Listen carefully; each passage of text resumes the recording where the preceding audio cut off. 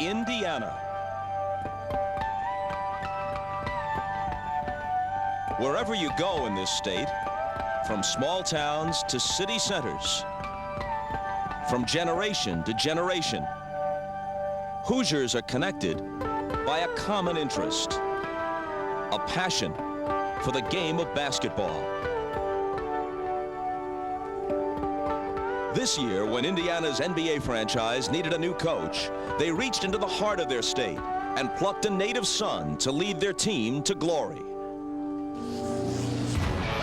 Larry Bird talks softly, but makes his words count. His approach was right for the Pacers. They won 58 games, and Bird won the NBA's Coach of the Year award. But now, Bird faces the biggest challenge of his brief coaching career, leading his team back from an 0-2 deficit against the defending champs. The Pacers have had their chances in this series. They might have gotten out of Chicago with a split, but they didn't. So today, the Pacers look for ways to capitalize on their opportunities and ways to slow the league's MVP. And this time, there's an important difference. The Pacers are back home again in Indiana. Game 3 next.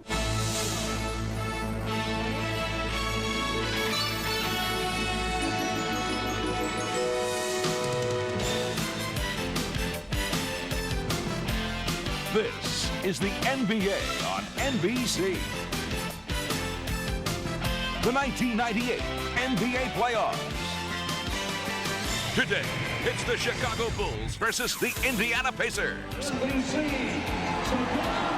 Market Square Arena, where the Pacers will try to get back in this series. Hey, you need tickets?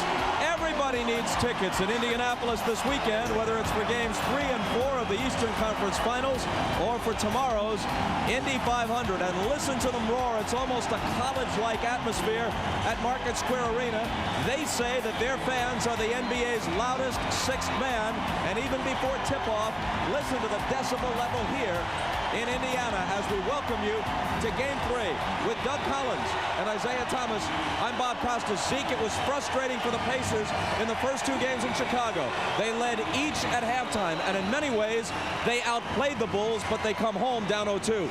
Bob, if you're the Indiana Pacers, you feel really good about your chances coming into today because you've outshot Chicago from the field, you've out-rebounded them, and you've held them to 18% from the three-point shooting line. Now, what does Indiana have to do? They have to come out and take better care of the basketball. Areas of concentration. They're averaging 23 turnovers a game. Now, I talked to Larry Bird, and he said this week they worked on the simple things: passing, catching, setting screens, and making your open shots. Bob? Hey, you can have a plan, you can have a strategy, it helps. But as Larry Bird, one of the greatest ever, knows, sometimes when great players play for the other side, there's nothing you can do. Well, Bob, it's been the Bulls' dominating duo, Scottie Pippen and Michael Jordan, and they've done it in different ways. Scottie Pippen on the defensive end against Mark Jackson. Here he gets the steal, leading to 2 points. The strip of Chris Mullin, and again the fast break. And Michael Jordan, look at the last 2 shots of Game 2 to seal the win. He gets up off the floor and scores, and then he drives baseline. His feet go out from underneath him, and he still gathers himself and shoots the ball. Now, what have the numbers been in this series?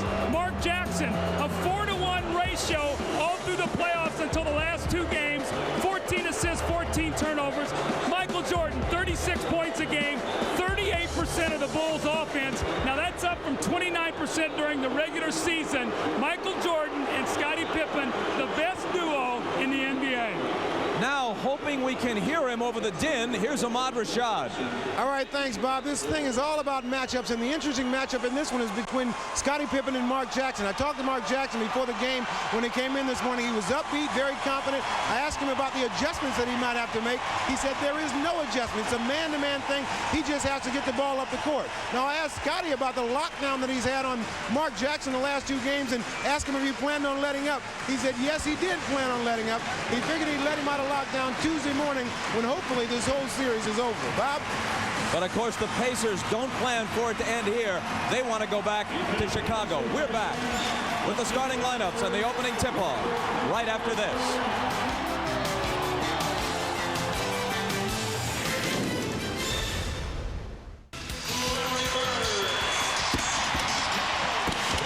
Welcome back to Market Square Arena. And here's Chicago's lineup for game 3.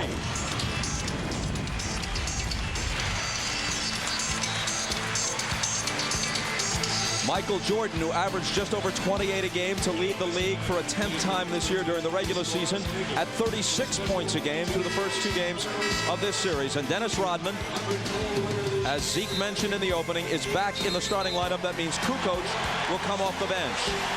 Phil Jackson, with 5 NBA titles already, no coach, save for Red Auerbach with 9, has had more than that. Mark Jackson, with the best assist-to-turnover ratio of any point guard in the Eastern Conference during the regular season, is at 1-to-1.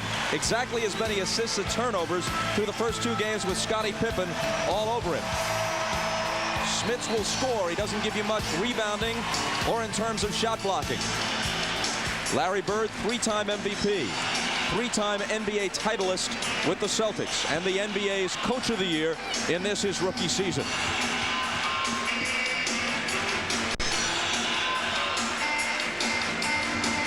The Bulls are 9-1 in the playoffs, 3-0 on the road, and they've shot better away from the United Center, 53% in their 3 road playoff wins. Almost everybody says this is a great building in which to shoot. Soft rims, dark background.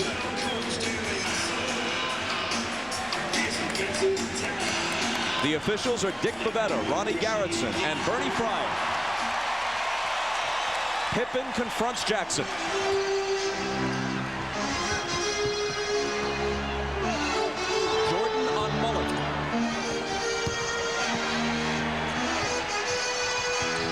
Smits back up top to Jackson. Now Rodman's got him on a switch. And they turn it over. Bad sign on the first possession. Pull up Michael. 2-0 Chicago.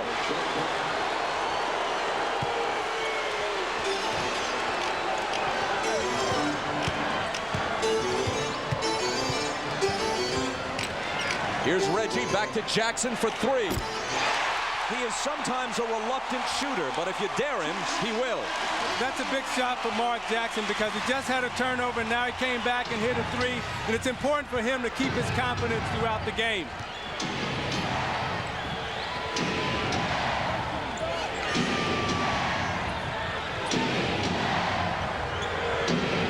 Miller is on Michael, puts it behind his back, 2 to shoot. And on the miss, it's Dale Davis. Now that time, Indiana had time to set up their half-court defense, which is very good. Miller hits the 3 out of the corner. Transition offense, that's what the Pacers want to do. Push the ball up the floor quickly. Reggie spotting at the 3-point line. Mark Jackson with a great assist. A pair of 3s, Jackson and Miller. And the Pacers have a 6-2 lead. Longley had it knocked out of bounds on him. The one basket the Bulls have came after a turnover in transition before the Pacers could set their defense up.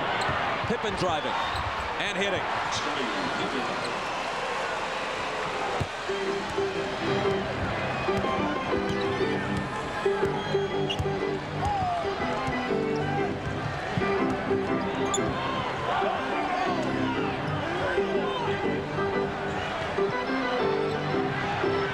Miller with Harper on him, shoots on the run and draws the foul. Reggie claiming that it was an active shooting foul. You see Scottie Pippen on the play that Mark Jackson hits the 3. He's going to follow the pass, always knowing where Reggie Miller is. So Mark Jackson will have that shot. And then Reggie spotting up the penetrating drive. This time Reggie Miller gets his feet together and knocks in the shot. That's a big confidence boost to this Pacer team. Doug, what you just saw is that Reggie Miller isolated Ron Harper. You see they want to get Reggie involved early. The backcourt only has 27 points compared to Chicago's 47. So they want to get Reggie involved early, and this is a great start for Miller and both Jackson. Miller was afraid they might have called that Pacer ball on the side, but they did rule it active shooting, and he converts both free throws.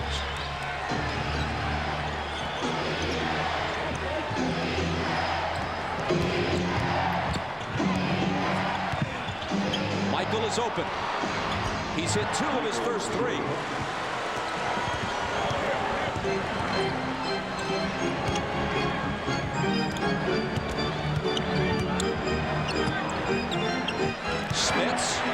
working on Longley. And the hook rolls home. That was the most assertive move I've seen by Rick Smith in the first 2 games of this series. He has to do that, Bob. He cannot give up on his post play. He must demand the basketball. And Doug, you know what I like? He scored in the double team. He resisted the temptation to pass and scored when there was 2 people guarding. Longley can't answer. Rodman battling Jackson, rebounding foul on Dennis. Look at the post position that Smith gets. He turns in, Scottie Pippen comes down, and he steps through the double team. That's the old Kevin McHale move. You punish it by stepping through it. Scottie got a bad angle. Rick Smith's got the 2 points. Miller on the drive. Indiana has hit its first 4 field goal attempts. That was a great up fake by Reggie Miller. He throws Ron Harper, faded to the corner, and then dribbled to the baseline.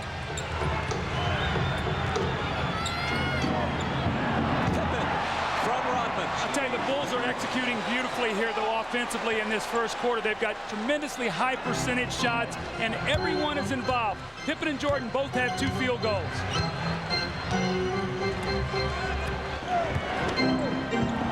Jackson comes off a screen, then slings it back to Mullen. Reggie. 3 for 3 on his home court after shooting just 9 for 27 through the first 2 in Chicago. Well, the first thing you notice about that play is Reggie Miller handled the ball.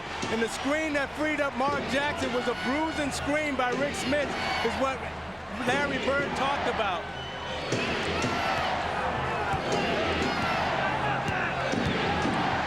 Michael, the fadeaway on Reggie. Knocked out of bounds by Indiana, still Chicago ball. Now Larry Bird told us he wanted his team to set hard screens. You see Chris Mullin steps and put his body right into Scottie Pippen. That's how the Pacers has to play. Well, one of the things the Pacers have done today is they've gone to seek the guy and screen him rather than stand there and wait for the guy to use the screen. Down. Pippen's down. Chicago. Trainer Chip Schaefer out to take a look.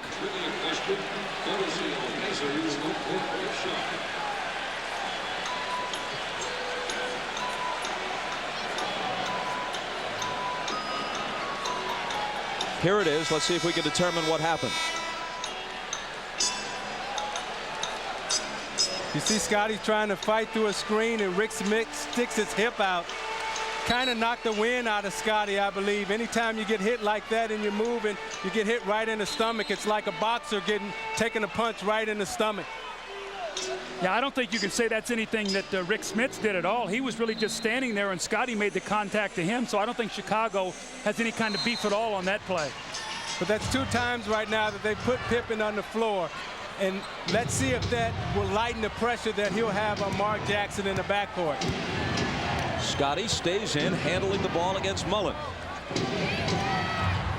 Harper. Longley. 14-10 Pacers. They push it up the floor, but Chicago gets back. Now you see Michael Jordan playing Mark Jackson, giving Scottie a little bit of a rest here.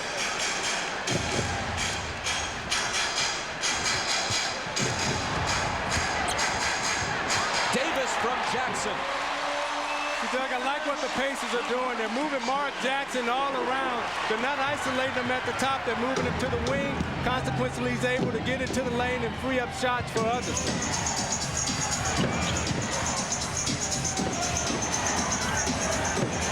Longley can't hit it. The tip doesn't drop. Pippen comes away with it. And now he's coming to the foul line. But first we'll step aside. The Pacers are 6 of 6 from the field, and they lead by 6. Reggie Miller has gotten off to a wonderful start, and I think he's showing much more patience here early in the game. You see him spotting up for the 3. He told us yesterday, I've got to make it my open shots. The pump fake and the little leaner. That's the patented Reggie Miller. Now the pump fake, escape dribble, get away from the defense, and bury the open shot. So good early signs here for the Pacers. Reggie Miller 9 for 27 in the first 2 games. He's 3 for 3 today. Mark Jackson 3 assists and only 1 turnover. It's amazing how Reggie Miller, when he returns home, becomes a different player. Very confident.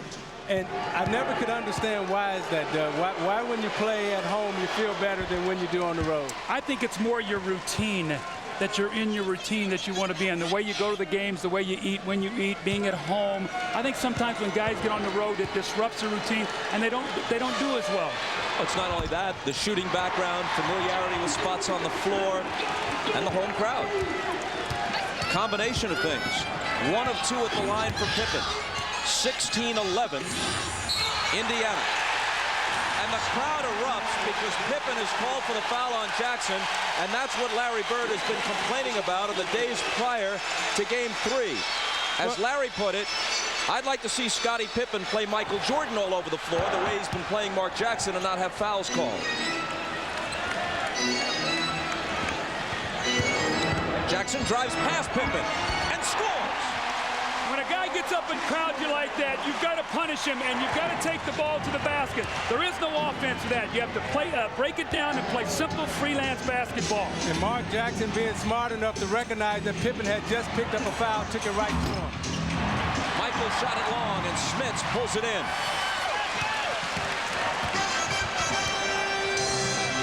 Reggie. A whistle, though, before he can get the shot off. Offensive foul.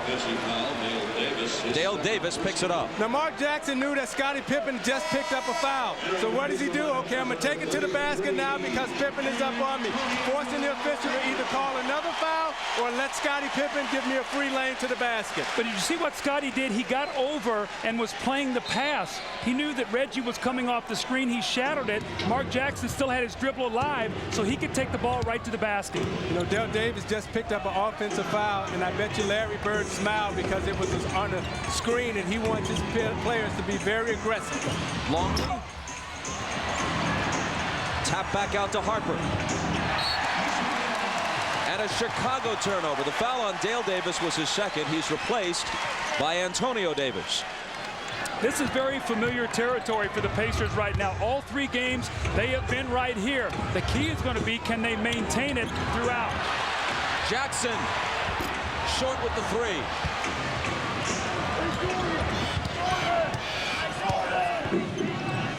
Michael. Jackson knocked it away. Loose ball to Antonio Davis. So not only is it a Chicago turnover that pleases the Market Square Arena crowd, but they took it from Michael.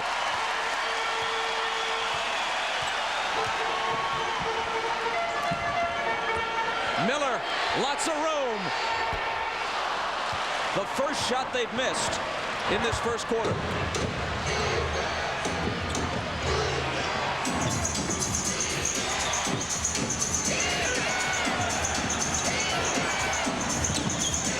Longley with Smits up on him.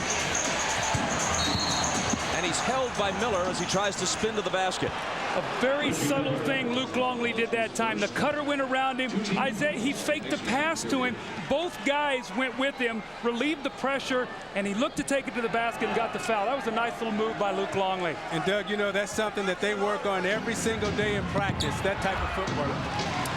Harper gets free inside.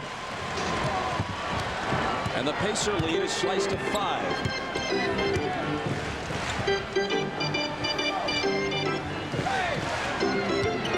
Mullen doesn't get the roll. Antonio Davis wins the rebound battle and scores. How about the fight of Davis when Rodman inside? Davis just out-muscled Rodman in there, and Phil Jackson expected this type of surge. You see Rick Smits there hammer Scottie Pippen going into the basket. I think Antonio Davis has been their best player in these first 2 games and absolutely their most consistent. You see the effort, Isaiah, what you talked about. Normally that's Dennis Rodman being able to come up with that basketball. That time, Tony Davis, and he got his team 2 points. Phil Jackson said he expected a big early surge, and his hope was that the Bulls could stay in the game and be around close enough in the 4th quarter to have a chance to win it once the early emotion wore off a little bit.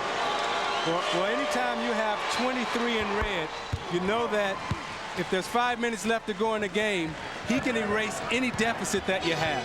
Already you see the chess game. The minute Travis Best comes in, you see Randy Brown to play against him defensively with his quickness, but that does not matter.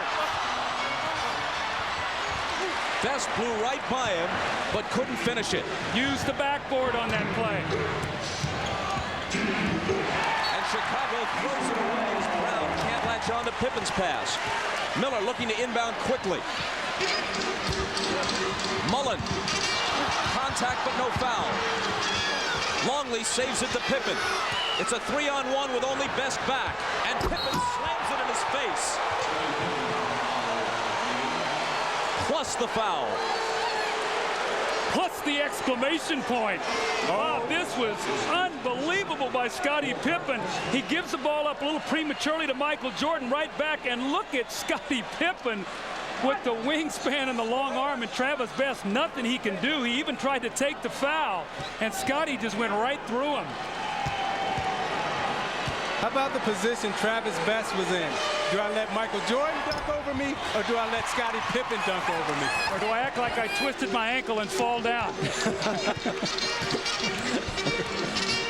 Best out of the backcourt. And Pippen reaches in and fouls Smits. Or was it Longley who picks up the foul? Longley's raising his hand, hoping they call it on him, but it's Pippen. Now, one of the problems in being a great defender is when they read about you all week long, the official has a tendency to pay a lot more attention to you when you're out on the court. So Scottie Pippen comes into this game with a red flag on his back. Thus, Kukoc comes in now because Scottie has picked up his second foul. And Derek McKee makes his first appearance for Indiana at the same time. Looks like matchup-wise, they'd like Derek McKee to play Tony Kukoc as a small forward. So both of these coaches now thinking matchups.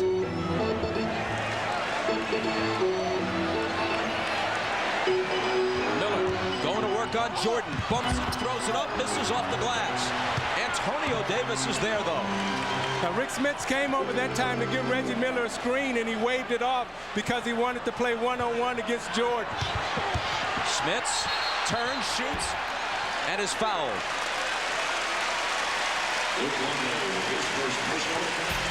Longley picks up his first, and we step aside. You're watching the NBA on NBC.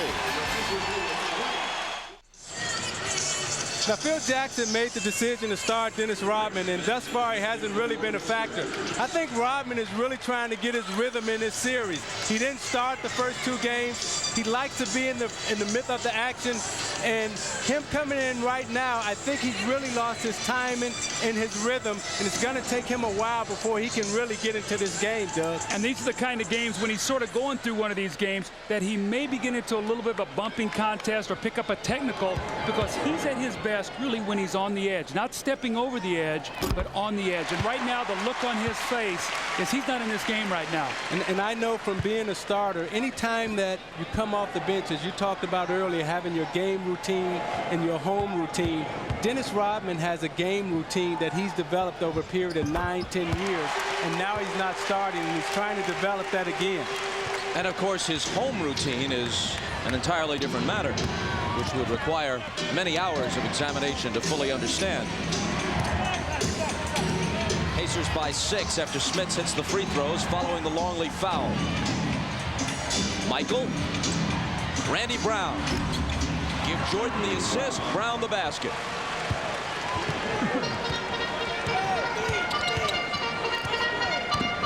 They're going to run a high screen roll here. See if they can free Smits for a jump shot rolling back.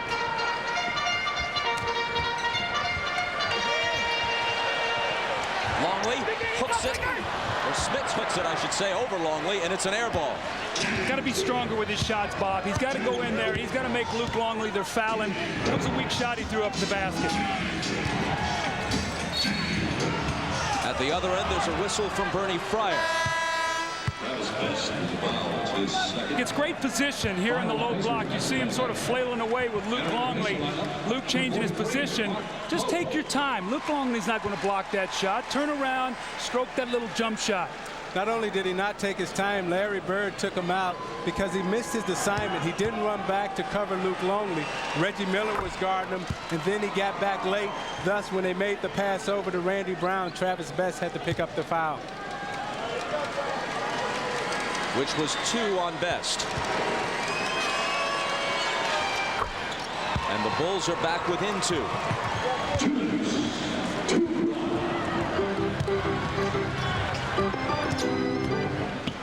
Best to the hoop.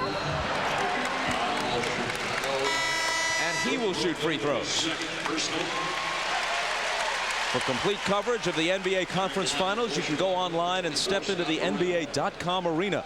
Listen to a live audio broadcast, view real-time stats or shot charts, and watch video highlights of every contest. After the game, look for news, photos, notes, and interviews. NBA.com, your ultimate guide to the NBA playoffs. The foul on Longley was his second. Isaiah, one of the things I've seen early in this game now is they're doing a lot of screening on the ball with Dennis Rodman's man. Dennis Rodman is a very good defender when he's on the ball. He's also an excellent rebounder. He does not like to jump out on that screen roll because it takes him away from the basket. Twice now, Travis Best has gotten into the lane with Rodman's man screening. And you know what else Indiana is doing, Doug? They're also putting their body on the man. You know, when they go to set the screen now, they're putting their body on them, and they have a wide base. They're not waiting for the screen to come. They're going and putting their body on them. Longley, Pippen, Harper, all on the bench right now.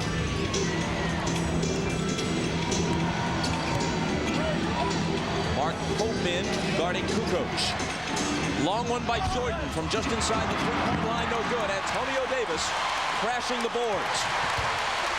Best around Brown, Best into the lane, Best lays it up, and McKee follows. Best still battling, but it's Scott Burrell out of the pack.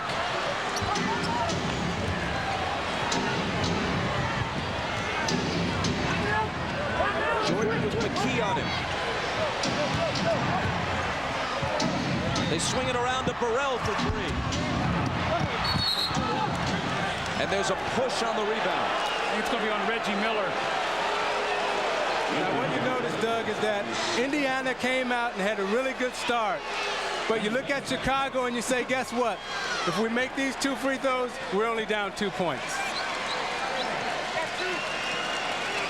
After picking up his second foul, Reggie Miller goes out. 58 seconds to play in the first quarter. Jalen Rose is in. You know, Bob, you sort of touched on it. When we talked to Phil Jackson yesterday, he said we want to hang around. And the words he used is we want to be close enough in the fourth quarter to give them a fear of failing. Make them think about losing the basketball game. And that's what you want to do when you have a team down 0-2. Make them think about being 0-3. Michael for a breather now at the end of the first. After making their first 7 shots in this quarter, the Pacers have now missed 10 of their last 11. Here's Mark Pope putting an end to that streak.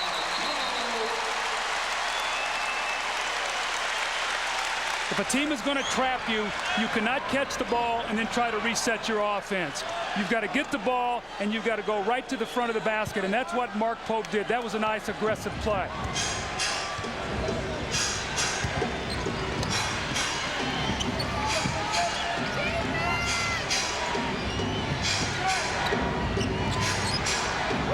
Burrell in a crowd. Out to Harper. 8 on the 24. Kukoc, finger roll. And Mark Pope fell asleep on that play. Weak side flash by Tony Kukoc. Just a naked cut to the basket, and Mark Pope had turned his head. The rookie from Kentucky caught defensively.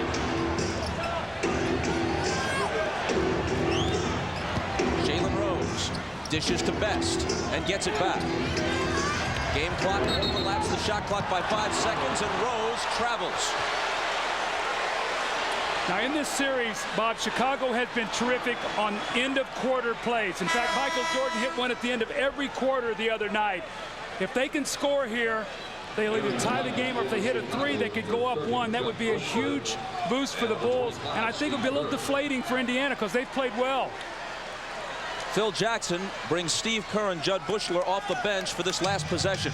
2 3-point shooters. Let Kukoc penetrate if they help find the 3-point shooter. Kukoc to Kerr, 4 seconds on the run. Loose ball, Indiana has it, and the quarter ends with the Pacers in front by 2.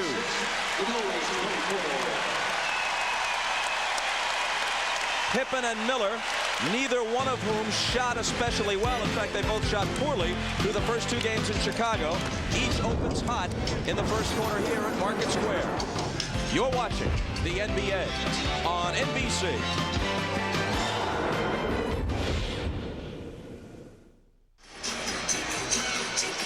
Now the big thing in this series has been turnovers. Not for Chicago, but for Indiana. But Chicago has come out and turned the tables. They're not handling the ball well. Indiana is applying pressure. Chicago already has committed 4 turnovers in the first quarter. Indiana wants to turn Chicago over, get into transition, because they feel that they're shooting a higher percentage in transition and for the course of the game. They're shooting 48% during this series. Now remember this, the Pacers and Bulls split 4 regular season games, and one of the 2 Indiana losses was close, in doubt, right to the last possession here at Market Square. The first 2 games in this series, although they lost them both, the Pacers led each at the half. They do not yet feel that they are overmatched by the Bulls. They still believe they have a chance. Michael fires as the second quarter begins, and Antonio Davis is there yet again for the rebound. That's his 5th.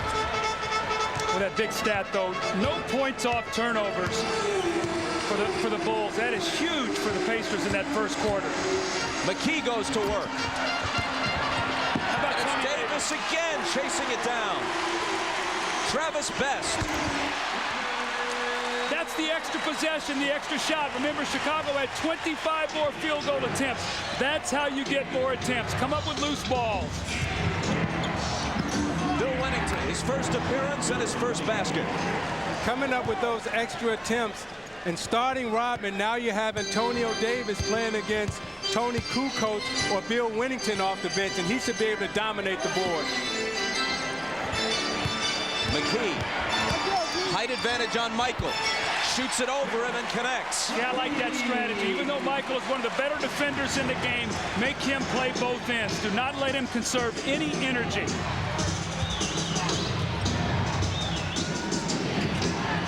Best is on Kerr. McKee at 6'10", guarding the 6'6" Jordan. Kukoc lets go and swishes it home for 3. A 1-point game now. Going right back in the post here. A cross screen for Derek McKee. Going to make Michael Jordan play a little more post defense.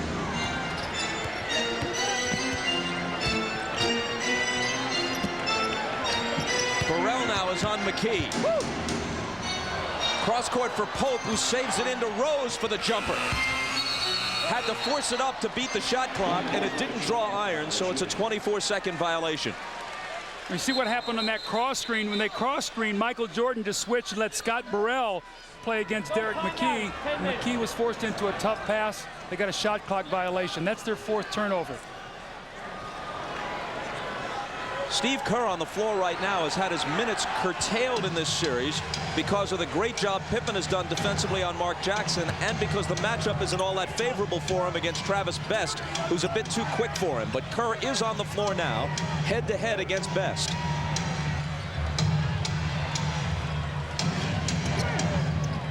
Michael from the head of the key. He's now hit 3 of 8 in the game. That was a beautiful back cut by Michael Jordan. Jab step, fake McKee over the pick, then step back for the J. Beautiful. Chicago has its first lead since 2-0. Rose, tough shot off the baseline, and Indiana jumps back in front. The Pacers keep waiting for Jalen Rose to deliver. He's had 2 good games in the playoff. The other 9 have been very subpar, shooting 36%. Michael fouled.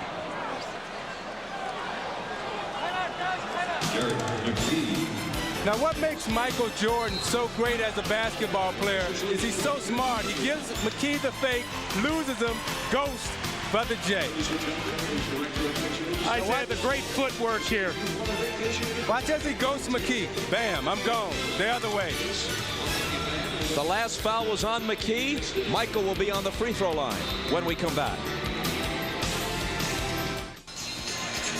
Let's take a look at the game's greatest player, Michael Jordan, and the way he scores and passes for this Bulls team. The little fading jump shot, he misses. The give and go with Scottie Pippen in the three-point play. He finds Randy Brown, and then Isaiah Thomas talked about his beautiful footwork and the jump shot. When you look at his shot chart, it's very interesting. Today, no shots here inside the paint. One a little bit close here, so they've done a nice job of making him do everything on the perimeter.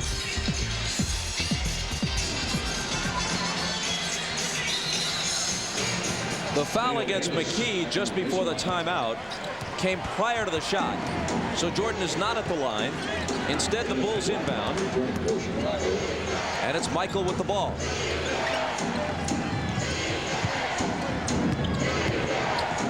Curve from Kukoc. He needs just a little bit of daylight. That's all he needs to really hurt you. And see, Steve Kerr thinks like a shooter. I read an article today, and he said, you know, I love shooting in Market Square. The background, the soft rims. He said, I love to shoot here. Chicago by 2. After the basket by the all-time career leader in three-point percentage in NBA history. Jalen Rose around Jordan and off the glass.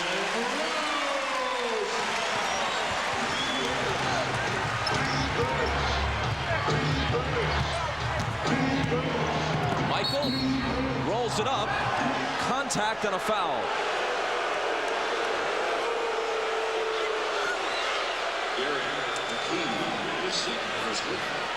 It's number 2 on Derek McKee, and tomorrow on Meet the Pressed, or Press.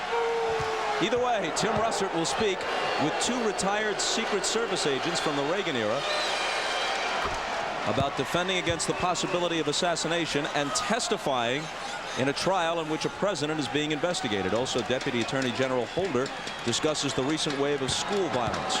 Check your local listings for the time in your area. If it's Sunday, it's Meet the Press here on NBC. Now, if I'm the Indiana Pacers right now, I am really afraid because we're playing as well as we possibly can play, but we're still down 2, and Chicago has yet to play as well as they can. And now the Pacers turn it over. Jalen Rose had a shot there. He tried to be unselfish. He's hit his last 2 shots. Let it go. Kerr lets it go, but this time he misses the 3. Rose flings it ahead. Davis is able to save it, but has no shot. Rose does. There you go. Shoot it. Worst thing that can happen, Bob, is that you miss. Ties it at 36. Doug, you would think like that because you were a shooter. That's all you did was shoot. I always worked on the saturation theory. The more you got up, the more went in, Isaiah.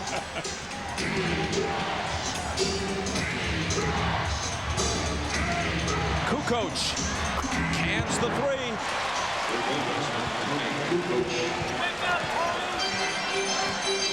Kukoc suffering through a shooting slump. Was just 7 of 23 through the first 2 games of this series. And still bothered a bit by a bad back, which has troubled him throughout the playoffs.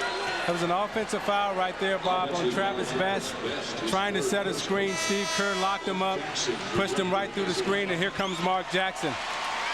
You see it left of the screen. You see Best trying to set the screen. Steve Kerr is in his way, and he just gives him a forearm shiver. 3 fouls now on Best. It's been interesting that all the while that Scottie Pippen has been on the bench, Best has been running the attack for Indiana. Rather than getting Jackson back in there when he wouldn't have to worry about Pippen, or forcing Phil Jackson to bring Pippen back off the bench. Here's Michael going to work as only he can. Now let's see if Mark Jackson tries to do what he did in the first 2 series. Back the smaller guard down, forced him to give help, and then look for the shooter. Rose around Michael, but Kerr comes over to slap it free. Now here's Kukoc. Only Jackson is back. Pull up on him. And Antonio Davis is there to clear it.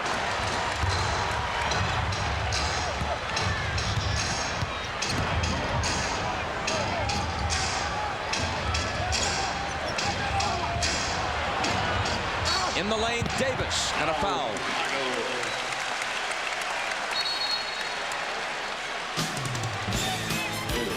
Michael Jordan with the isolation. If you're going to give him this kind of time, he will find a way to get in the lane. The ball's knocked away twice.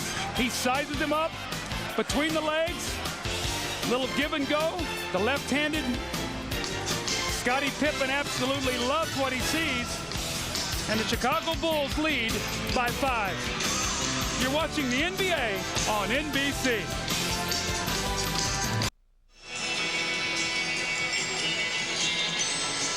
Back at Market Square Arena, Game 3 of the Eastern Conference Finals. The Bulls leading the Pacers by 5 and leading the series, as you know, 2-0. Bob, it's going to be very important now. The Bulls have taken the lead. Reggie Miller set for 6 minutes, okay? He had a great role. He was off to a good start. Now he's got to get himself right back in the game. He's got to get a sweat again. He can't let himself drift over these last 6 minutes. They need his points. Not only do they need his points, but they need Chris Mullin to give them some points, too. Chris Mullin has played 9 minutes and hasn't scored a point or gotten a rebound. Kukoc, on the other hand, in 9 minutes has 10 points. Antonio Davis hits 1 of 2.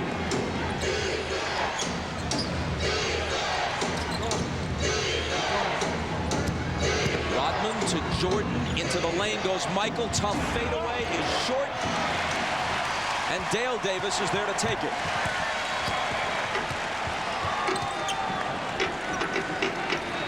Antonio Davis. Reggie Miller on the assist, and the Pacers are back to within 2. See, Davis being guarded by Kukoc inside. Davis just has too much power and strength for him.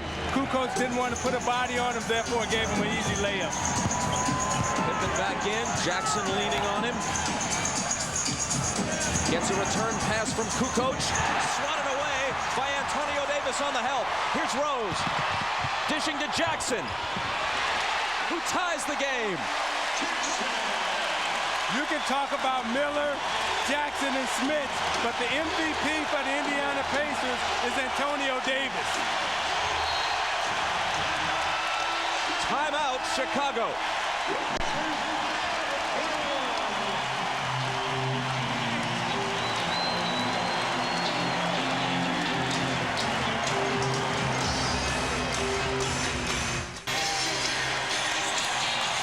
And when you talk about the heart and soul of the Indiana Pacers, it's Antonio Davis. Watch as he appears from nowhere. Tell Scottie to get it out of here. Actually, he leaves Tony Kukoc, and he comes and he says, Scottie, we're still here. And it leads to this in transition. You see Jalen Rose picks the ball up, and he'll dish it off to Mark Jackson. Mark gives him a pump fake, wait, shoots it right in the hole. And the Pacers are back in this ball game, tied at 41-41 with 5 to go before we get to the half. Chicago puts it back in play, and Jordan quickly into the lane, dishing off to Rodman for 2. I think Rodman got away with a 3-second violation that time. Michael got in the air and got bailed out. That was Michael's 5th assist. Still Pacer ball. Now, Bob, if Mark Jackson is going to be the post feeder, he cannot stand because Scottie Pippen is going to help back. So he has got to find an open area, and he'll be able to get the open shot. If he stands, Scottie Pippen will disrupt the play. Miller, catch, shoot, score. I like that, though. 2 straight plays for Reggie Miller. Get him right back involved. They ran a post play for him, and then an inline out of bounds.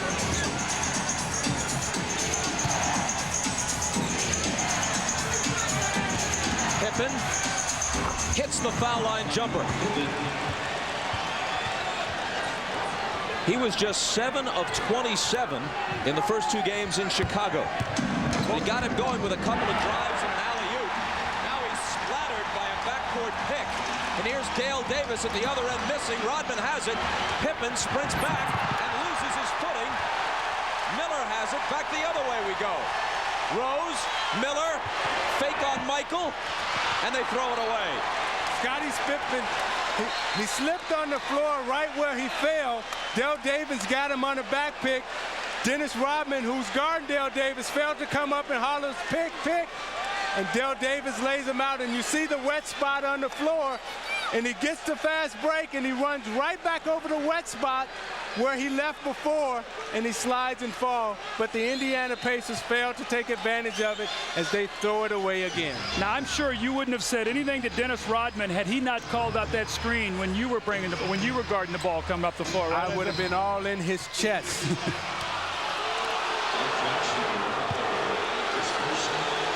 And a foul is called on Mark Jackson, which is his first.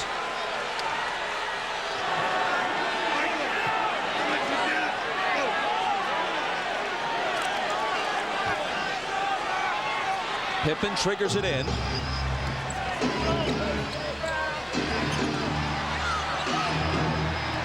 Bounce pass to Longley, and Luke with the left hand gives Chicago a 4-point lead. Now you watch Scottie Pippen guard Mark Jackson now. His head will always be on the swivel, looking for that back pick. Miller for three. Not there. Jordan back the other way. Michael spinning, shooting, and hitting. Doug, right now Chicago's going for blood.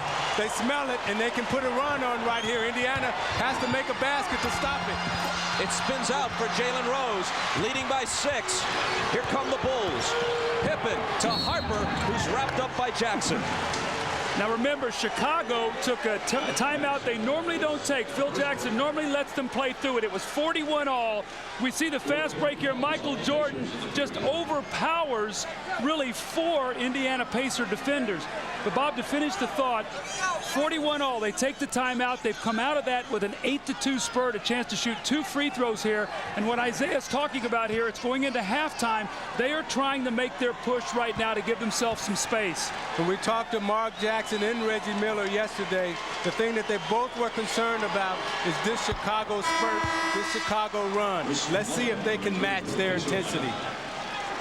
Now, the forgotten man right now for Indiana has been Rick Smits. Through all this going up and down, when they've gotten into the half court, he has not touched the ball. They can't lose him. They need his scoring.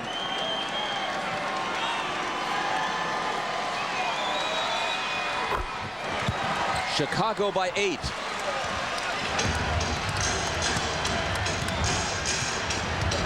Pippen again glued to Jackson. Harper up on Miller. There's contact and a foul, which Harper disputes. Reggie kicked the ball toward Dick Pavetta. Veteran official calls delay a game instead of technical. Realizing that Reggie Miller was upset, could have teed him up. He said, no, I'm going to call delay a game. But you see Ron Harper up on Reggie Miller, taking away that right hand, forcing him left. Reggie Miller likes to drive right. Ron Harper won't let him go. Now that's their second delay a game, so I think that will be a technical foul. That's the second delay game. Phil Jackson up off Chicago's bench to make that case. Second delay game. Didn't earlier in the game, didn't Mark Jackson score and leave the ball underneath the basket? I thought they called an earlier delay a game. Now Pavetta is motioning Jackson over. He's explaining that they were only adjusting the clock. That's not considered a delay of game warning. They had one there. That's the first, so it's not a What was this one right here? This was a delay of game warning. It's only their first. What was the first one? Stop the clock. They were adjusting the clock the first time. It was not technically a delay of game, therefore this is not the second, and therefore no technical foul shot is taken. I always loved playing in a game that Dick Pavetta was refereeing, because he had total command of the game. And Pippen is limping a little bit.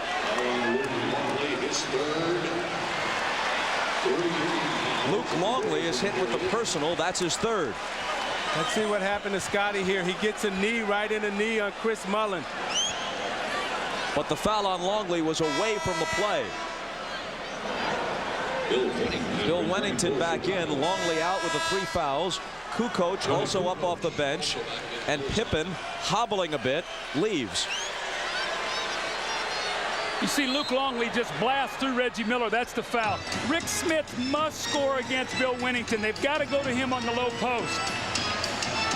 You see Harper pushing him left again. And Michael Jordan out of the pack with the ball. Behind his back, into the lane, off balance. And missing badly. Nothing but air. Jackson slings it to Mullen. Pull up three. Chris Mullen has it. Only Dale Ellis of the Sonics shot threes more accurately in the entire league this year than did Mullen. Bob, before the game, I came out and Chris Mullen was here an hour before, and I watched him make 25 straight threes. The steal. Jackson, Smits, but they break it up, and there's a foul. See, the spacing on that fast break was poor. Mark Jackson should have took that ball a little bit out one step further. Therefore, they would have had better spacing. Foul on Jordan, his first. Mullen into Jackson on the drive, throws it up and somehow hits it off the glass. Harper. Jordan shows it to him, drives past him, and a foul. The Pacers are within 3. And tonight on CNBC, on the Olympic show, we'll take a look back at perhaps the greatest team ever assembled in any sport. The 92 Dream Team from the Barcelona Olympics. That's the Olympic show tonight on CNBC.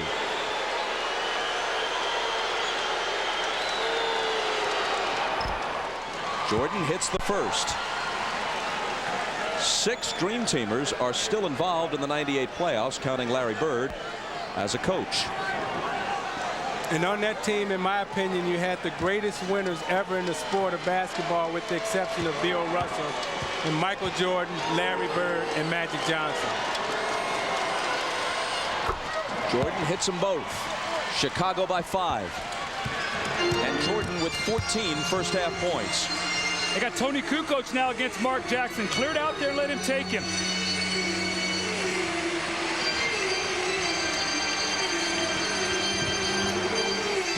Miller to Smits. Tried to get it back to him, but they lost it. Kukoc.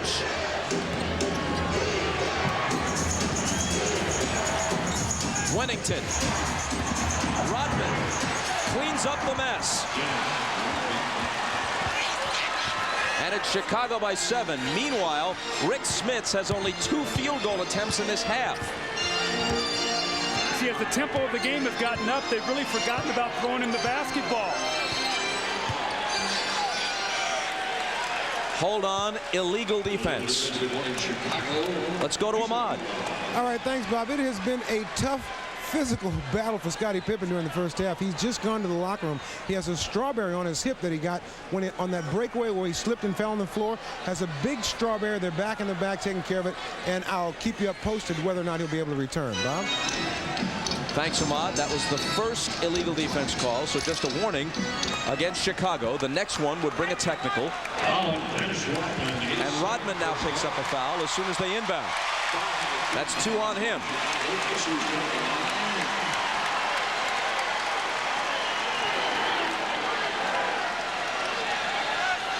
I'm thinking this hairstyle is some sort of homage to the Cincinnati Bengals helmets. But then again, Dennis often has his own reasons. You watch the back pick by Reggie Miller, and again, that was a kind of a weak foul. With all the contact we've seen today. that was really weak. And Rodman, you have a right to be upset on that one.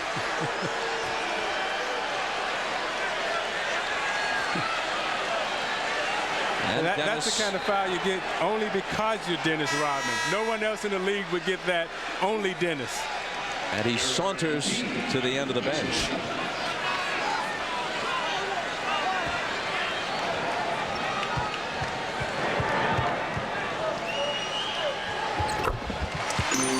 Reggie Miller makes it 55-50. Michael Jordan probably go a 2-for-1 possession here with the shot clock where it is. Trying to split 2 defenders, and Reggie Miller literally hopping mad as the foul is called. It's on Smits, his second. Michael Jordan comes around the screen, is going to take the ball behind his back, and he trips over Rick Smits' foot. And that's the kind kind of call you get when you're Michael Jordan. You have the Dennis Rodman call and the Michael Jordan call.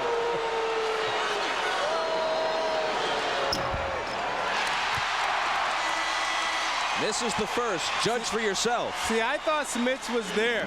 I think Jordan tried to split him and he lost control of the basketball. Really, Michael had no place to go. He was trying to get to an opening, really, that wasn't there. Rodman quickly back.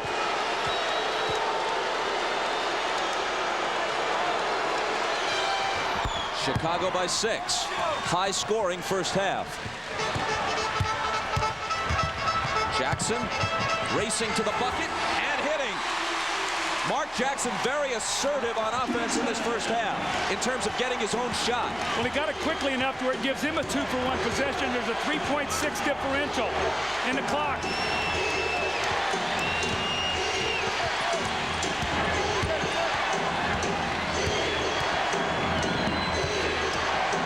Michael against Reggie.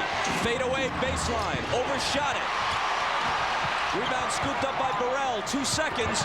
Michael beats the horn and misses. Bob, that was great defense by Reggie Miller on that sequence. Played Jordan to a standstill. Jordan had an open look, but couldn't put that one down. Now stay tuned for the Prudential Halftime Report. Coming up after these messages, you're watching the NBA on NBC.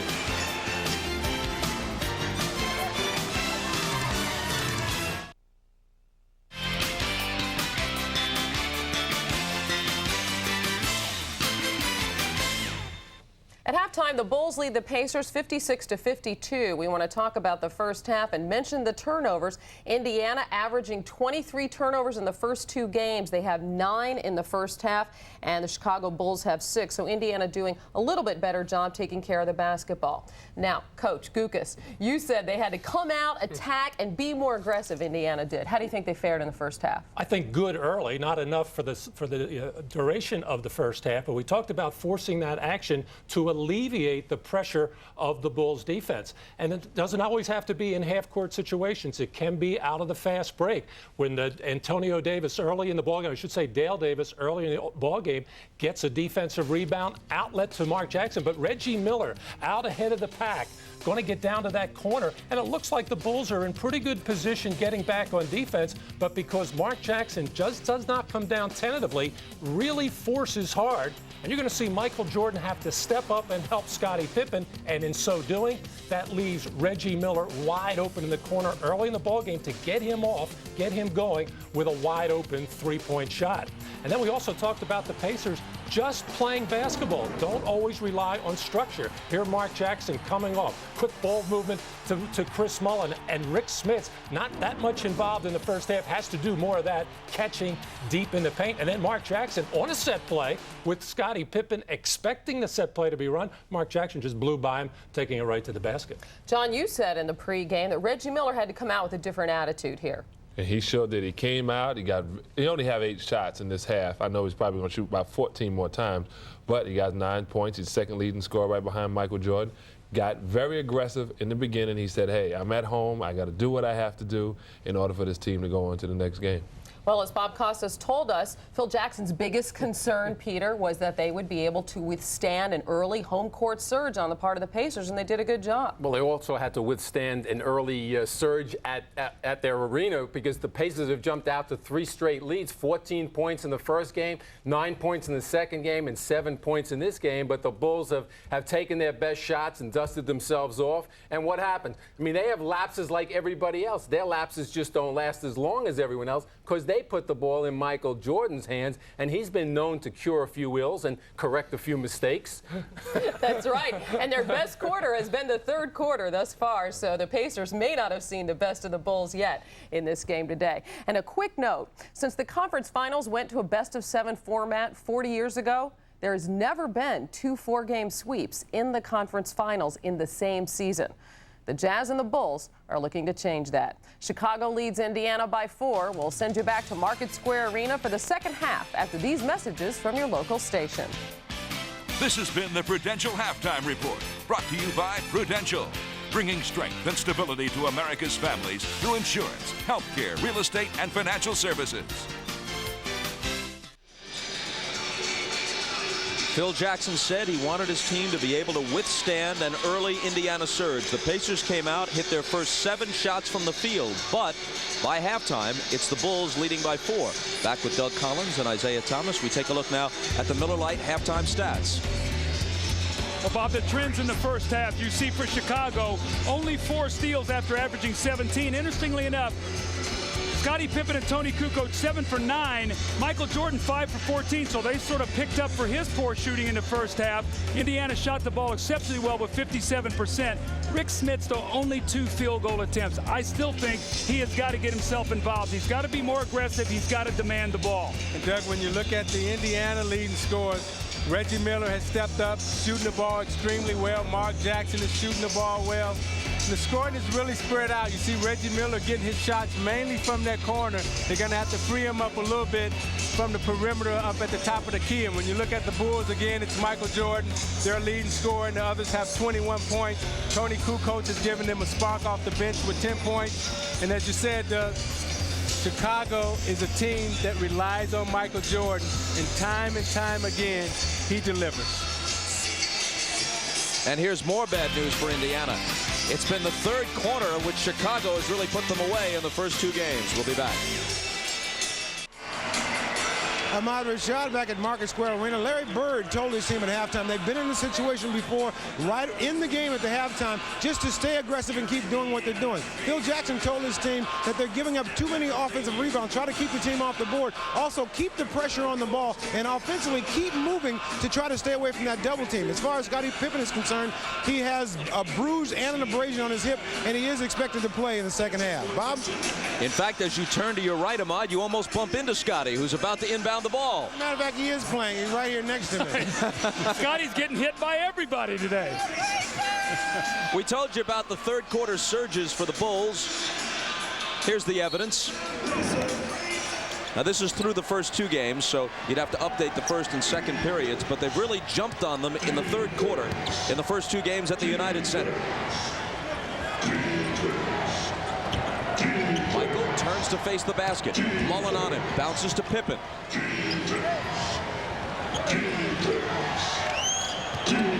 Michael to the dribble. Has to chase it back down and force it up. Way off. 24-second violation. You saw the Pacers come out now in the 3rd quarter with Chris Mullen guarding Michael Jordan. Now, we know he does not have the foot quickness, but he has exceptionally quick hands. Maybe he can bother Michael's shot before he brings it up. It'll also maybe free Reggie Miller up to be fresher at the end of the game. It's still Pippen on Jackson. You see Rodman ran up that time and called the pick out for Scottie Pippen. Mullen around Michael, trying to go to the hoop, has it knocked away. Harper appeared to touch it last as it went out of bounds. Now, at the end of the 2nd quarter, Doug, Indiana did an exceptional job of handling Chicago's surge. Let's see how they handle this 3rd quarter, because those are the 2 things that Larry Bird talked about. 8 on the shot clock. Smits. And his pass knocked back in his face by Pippen. There's going to be a shot clock violation, and there it is. The Bulls' quickness has really befuddled Rick Smits. That time, Scottie Pippen right down in his lap, and Isaiah talked about it last Sunday. Big men don't put the ball above your head. The minute he did that, Scottie pushed it right back at him and got the shot clock violation.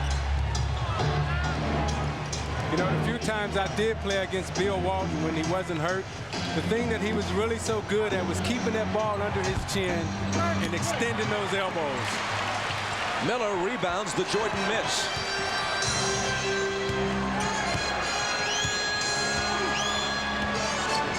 Reggie to the corner. Inside to Davis, who tries to find Smits, but he loses it. Michael back. Mullen cuts him off and fouls him. I don't think it's overstating things to say that right now the Indiana Pacers are beginning the most important half of basketball of their season. It's been a great season in which they've won 58 games. They blew by Cleveland and then New York in the playoffs. They've been competitive with the Bulls, but they're down 0-2 in the series and down by 4 on the scoreboard in Game 3 at home. Michael finding Longley, a tangle of bodies, the ball out of bounds, and a 3-second violation against Chicago. No team has ever come back from an 0-3 deficit. As a practical matter, If the Pacers can't defend their home court today, this series is over.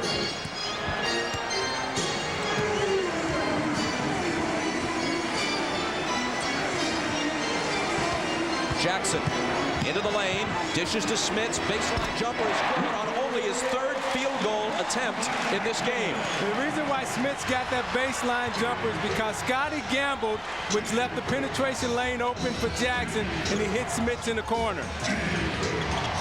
Harper passes up an open shot, instead finding Michael. Having trouble with his dribble, and now Mullen has the steal. Racing to the basket. Michael trying to get back, but Mullen lays it in. And Phil Jackson is all over Bernie Fryer. Technical on Phil. That was a calculated move on Phil Jackson's part. He wants to whistle in this third quarter. He protected his superstar, took the technical foul. Let's see how now his team responds to this. Michael Jordan, coming off a screen, was bumped, and he sort of slips as he goes around, and then he mishandles the ball. I do not think that was a foul. I think Michael just turned the ball over. Chris Mullen again with those quick hands and the easy score. The Pacers need more of this, but let's see how the Bulls respond. You see Phil is out talking to Bernie Fryer, saying he had his arm on him. I want the foul. Bernie says, I'll give you one, but it'll be a technical. We're tied at 56. Miller Genuine Draft presents even more basketball. The Pacers needed a strong start here in the third quarter. They forced Michael Jordan into a shot clock violation. Then Michael misses the medium-range jump shot. Chris Mullen with the steal and the score. So the Pacers have come out and answered the challenge. More importantly, the two field goals have been scored by Rick Smits and Chris Mullen, two of their top three scorers that they need production from. And in recognition of this look inside the game, Miller Brewing Company will donate $1,000 to the Thurgood Marshall Scholarship Fund. Here is Chris Mullen, a 94% free throw shooter, the league's best, missing the technical.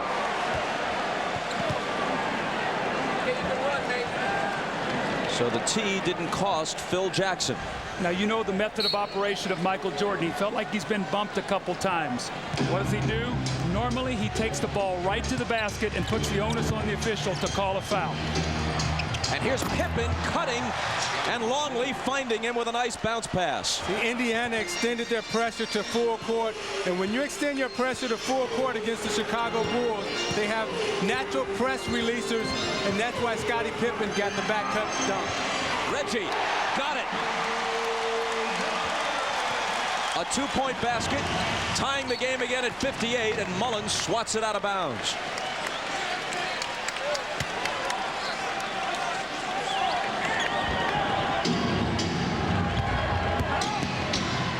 Harper from Pippen hits the open three.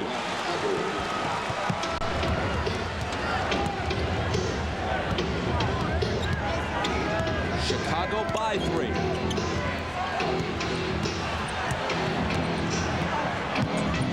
Miller on the run, scoops it up, no good. Loose ball to Pippen. Michael against Mullen, blows by him and lays it up, no good, but a foul. As you pointed out, Doug, every time that Jordan gets the basketball right now, he's going to drive it to the basket. Sees Chris Mullins, who's a weak defender, knows he can take him, takes it right to the basket, gets the foul, and he's right to the free throw line. So those are the things great players do, though. Your tendency sometimes, as Mullen gives you space, you say, I'll take the little 10-footer. No, I'm going to drive it in there. I'm going to make them call the foul.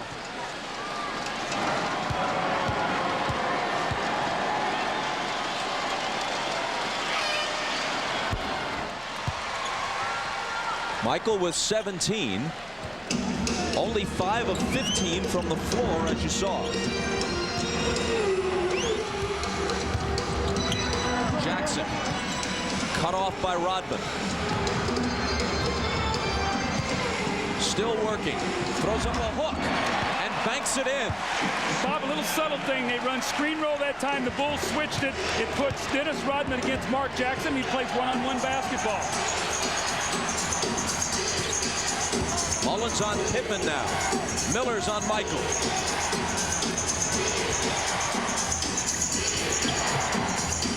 Harper into the lane on the run, and he hits the hook without benefit of the glass. You know, at this stage of his career, Ron Harper reminds me so much of Dennis Johnson. He accepts the big challenge defensively, and he'll always step up and make the big shot. Jackson falls, but a foul on Pippen. We see Michael Jordan right now giving Rick Smits an earful off the ball as Jackson was driving. Smits came over to headhunt Michael. Michael did not like it and let him know. 3 on Pippen. Jackson accelerating, ball knocked loose. Pippen has it. Harper sprinting back, but the Pacers recover. Pippen, the pull-up 3. Off the back iron, but there's Longley.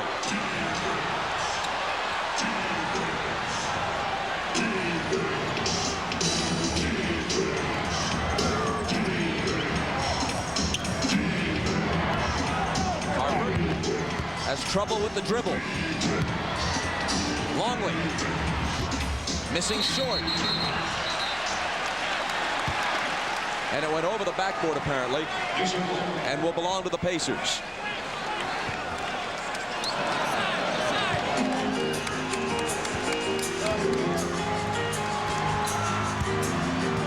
They come trailing by 5. Smits wasn't looking for it, but knows what to do with it once he catches it. Misses the wide open jumper. That shot will be there for him because they're going to push the screen roll baseline. So Rick Smits will be aware he'll get that little 15-footer. But Bob, as you so aptly pointed out, he wasn't even ready for the pass. He saw it at the last moment, had no shooting rhythm. He was looking the other way for some reason, and there he was, wide open. I guess he's saying, you know, I haven't touched it the whole game. I didn't know what's coming my way. But they've got to give him some touches in there. He's a 16 to 18 point per game scorer for them. Harper, this is short. Flat-footed rebound to Dale Davis.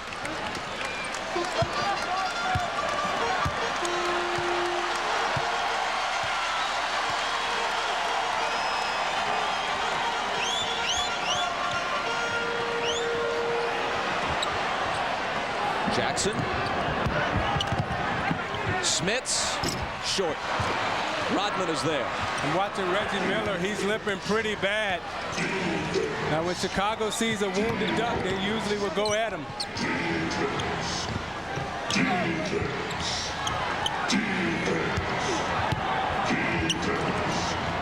Michael from behind the arc, and Indiana pays. They left him alone, and Chicago's lead is now 8. Larry Bird asked for time.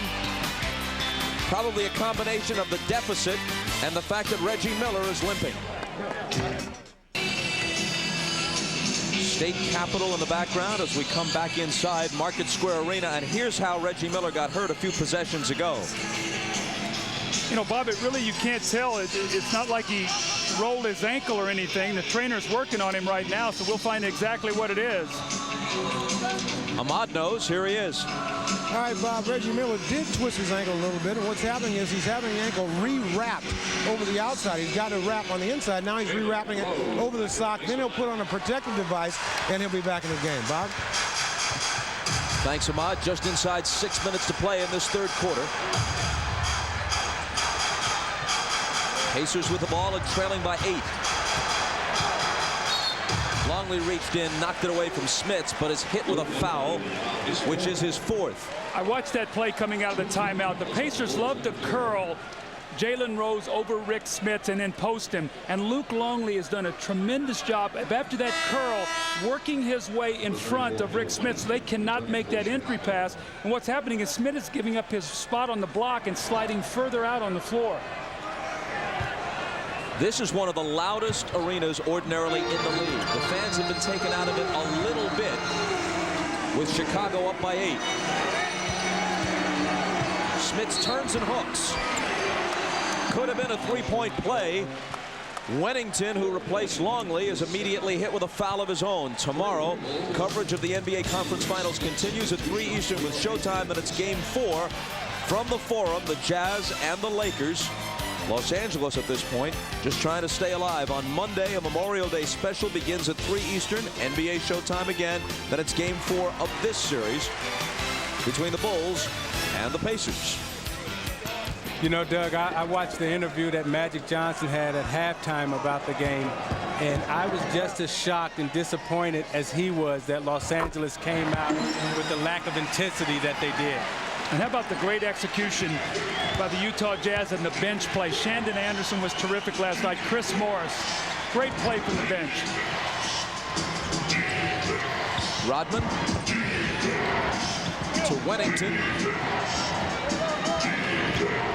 Now it's Pippen. Smith's taking him on a switch. Misses the three. Smith can't handle it. Rodman comes away with it. And a fresh 24 for Chicago. Harper for three. And the rebound to Dale Davis.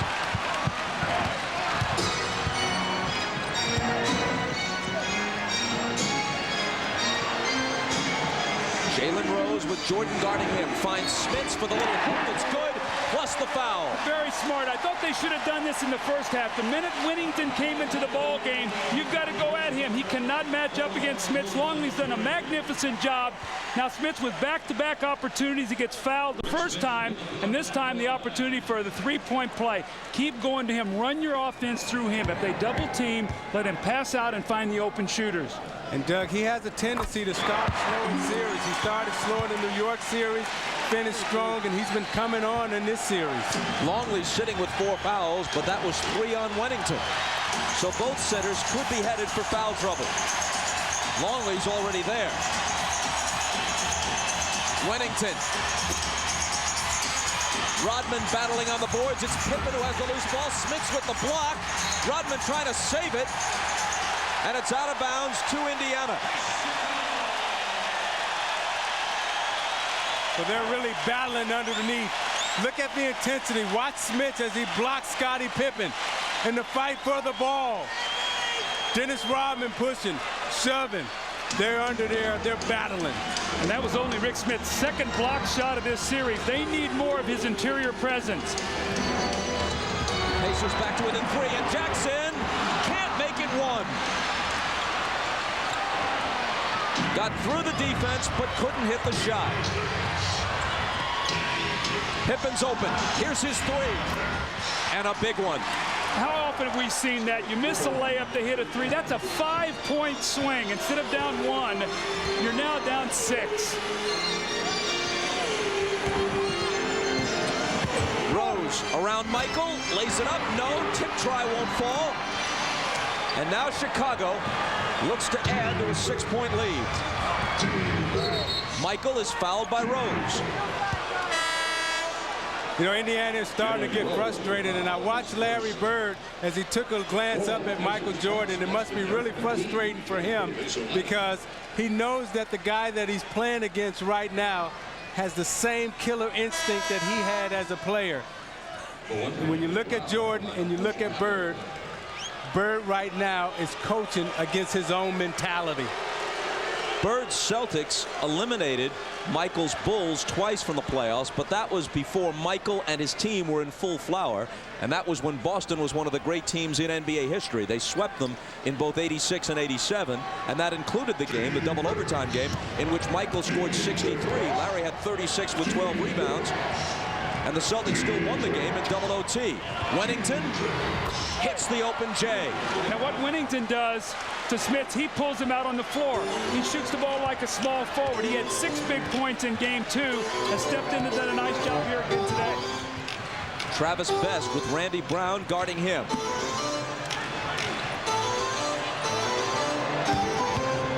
Jalen Rose off to Smits. 5 seconds to shoot. Rose has to force it and hits it.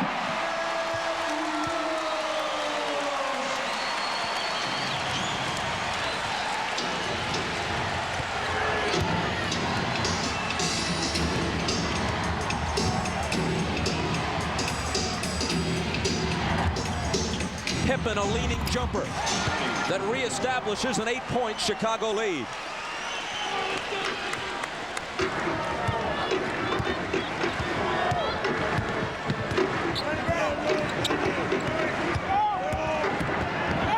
Best on the run, flips one up wildly, and there's a foul. The Bulls have not jumped on the Pacers in this third quarter to the same extent that they did in Chicago, but they have doubled what was a 4-point halftime lead. Smith's out. McKee is in. They've got both Davises. Travis Best, who's on the line. McKee and Rose on the floor right now. And Phil Jackson, with this lead, is resting Michael Jordan, so he'll probably ride out this quarter with Scottie Pippen, let him carry this team, and then come back to start the fourth quarter with a rested Michael Jordan. And when you have the dynamic duo, you can do those kind of things. And if I'm Larry Bird right now and I just put in Antonio Davis, I wouldn't take him out for the rest of the game. I would ride him because he's playing so well.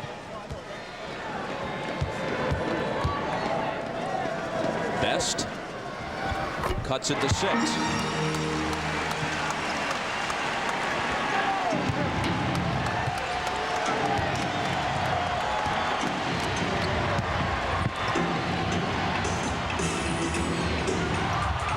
Pippen into the lane, on the run, left hand, no. Burrell, and they'll set it up.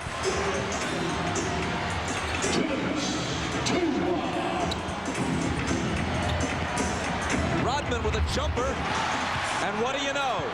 Rodman took his time. He faked 2 passes, turned around, said, okay, you're going to give it to me? I'll get my feet together and I'll knock it down. Surprise, surprise.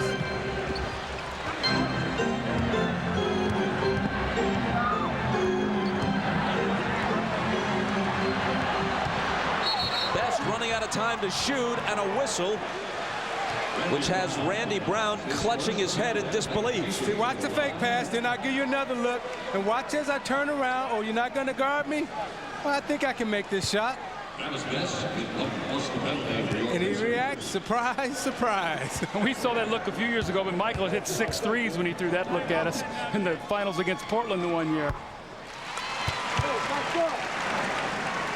Travis Best, third-year man from Georgia Tech, is back at the line. Now, what Travis Best has to recognize is that Scottie Pippen right now is guarding Antonio Davis. They should post Scottie Pippen up and throw it into Davis and let him use his strength.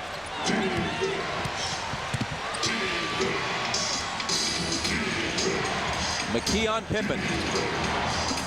Scott Burrell has it. To the driving Randy Brown. Misses on the run. But it pops back to him.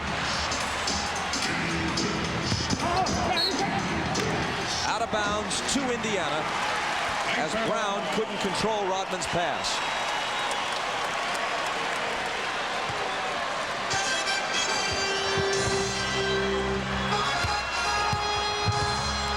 Last minute of the third. And a foul away from the ball. McKee put an elbow right in Burrell's face as he was trying to post up, and Burrell pushed him off and got called for the foul. Tonight, NBC kicks off summer with the comedy about the ultimate summer camp. Christopher Lloyd stars in Camp Nowhere, followed by Profiling, beginning at 8, 7 Central tonight on NBC. The free throw line has been good to the Pacers in this third quarter. Best has been there, made a few. Rick Smith has made a couple. Now we see Derek McKee. It's keeping them in the game right now, staying close.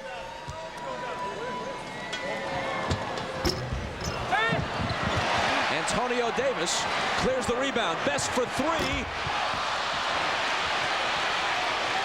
Rose for 3. That's what they had in mind.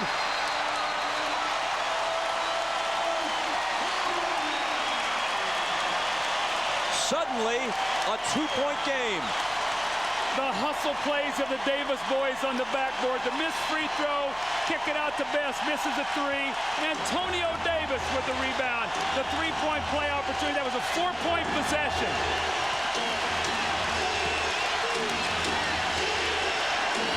Pippen. Intercepted by Rose. Here they come, 2-on-1 if they hurry. Rose to Davis, tie game. And that was because Antonio Davis jump switched on Scottie Pippen, forced him into turnover.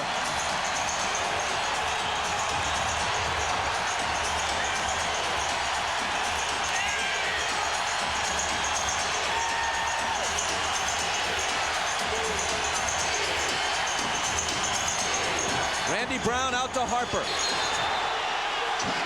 Harper to Brown, but wait a minute. There was a whistle which could barely be heard over the crowd, and a traveling call on Harper.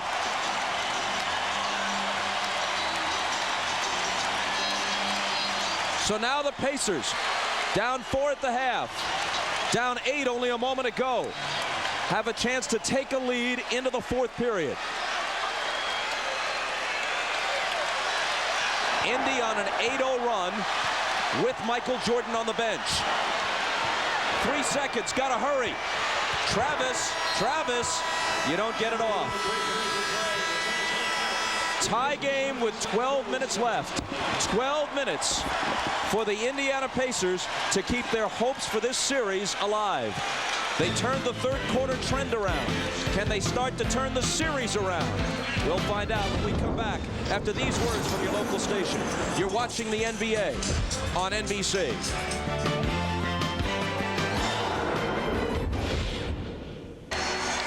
Ahmad Rashad back at Market Square Arena. At the end of the 3rd quarter, Reggie Miller went back in the locker room to have his ankle retaped. They taped it out there while he was on the floor, but they taped it over the sock. What they've done is taken all that tape off and retaped the ankle. I talked to David Craig. He said it's a mild sprain, and once they get the thing taped back up, he should be ready to go. Bob? Ahmad, good job. David Craig, of course, the Pacer trainer.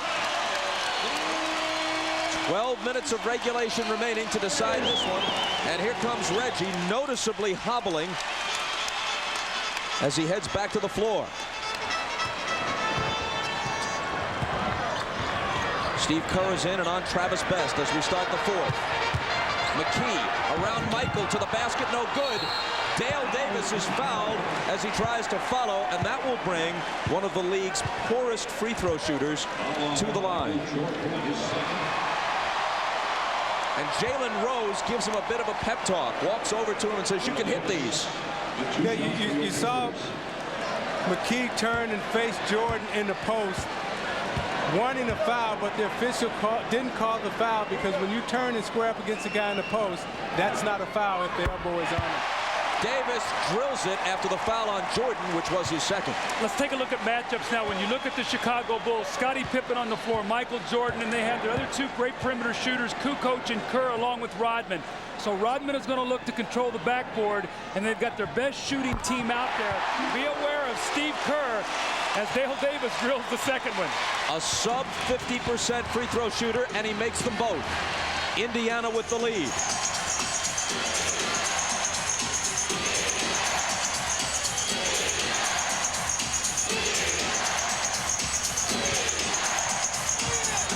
Michael has it squirt out of his hands.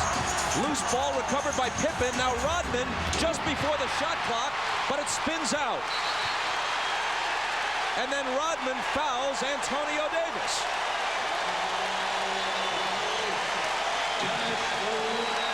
Now that foul was out of frustration. He was mad that he missed the layup.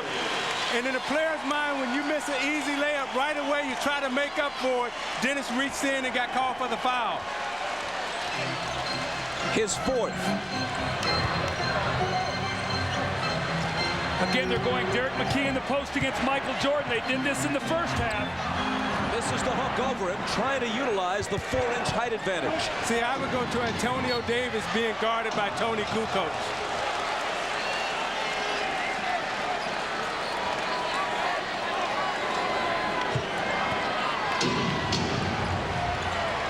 Rose is on Jordan.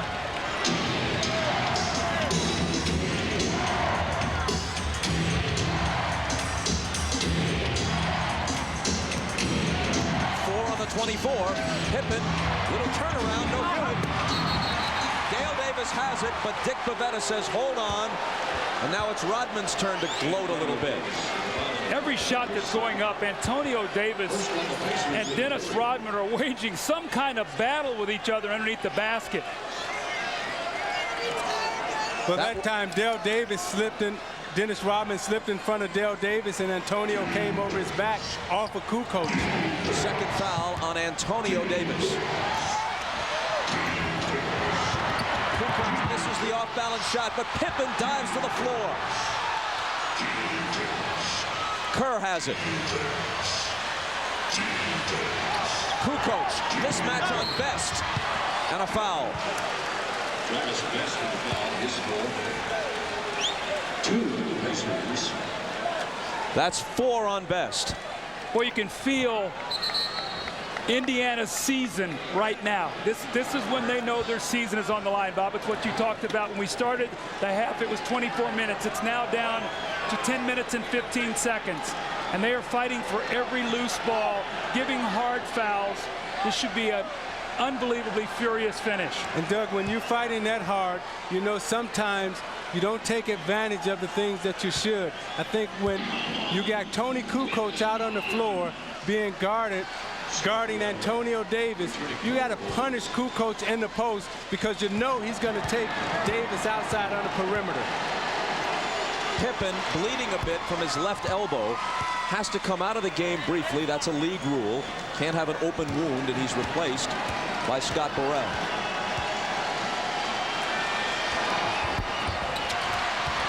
Michael almost had the rebound, but Best comes away with it. Kukoc makes 1 of 2.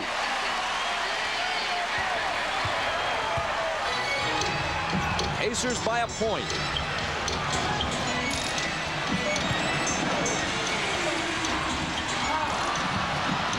Rodman couldn't control it.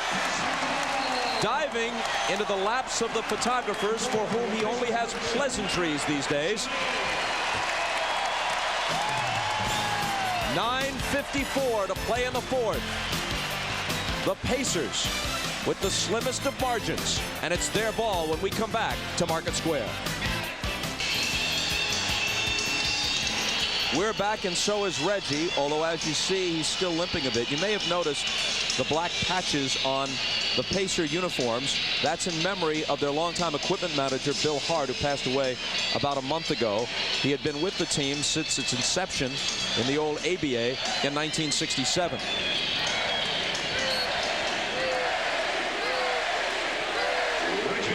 And a chant of Reggie, Reggie, Reggie from the Market Square crowd.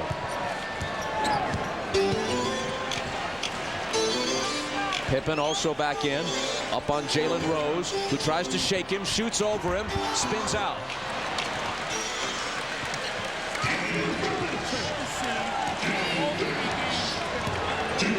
Chicago looking to take the lead. Michael fires. Antonio Davis.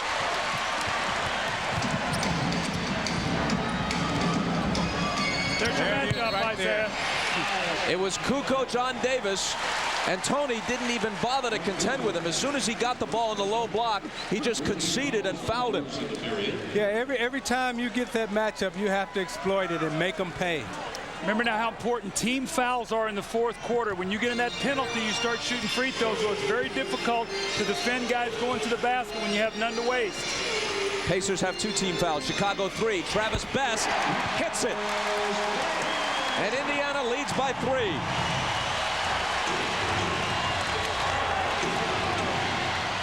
Here's Kerr. Weaving back through a crowd. Pippen with Miller on him. Scottie looking to back in. And Dick Bavetta blows his whistle. See, Reggie Miller is really hobbling on that ledge. And anytime he gets himself into a position, he's going to foul. What it's also done, it's changed their matchups. It puts Jalen Rose on Michael Jordan. It puts Reggie on Scottie Pippen because Reggie, there's no way he can guard Michael at this point in time. So these matchups going down in the fourth quarter with Reggie being a little bit gimpy are going to be interesting to watch. Okay, you saw him grab Scottie by the waist right there because when you're down in the post, you really have to use your leg strength. 3 fouls on Miller. Here's Longley in with Rodman out. And he lost it. Scooped up by Jalen Rose.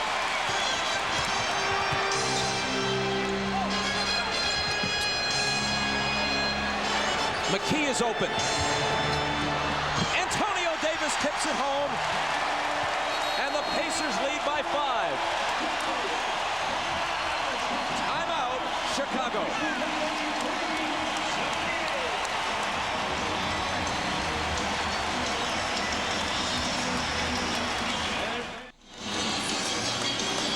Antonio Davis, the heart and soul of this Indiana Pacers team. He is refusing to let them lose. His energy and hustle all over the backboard, tipping it in, fighting for every loose ball.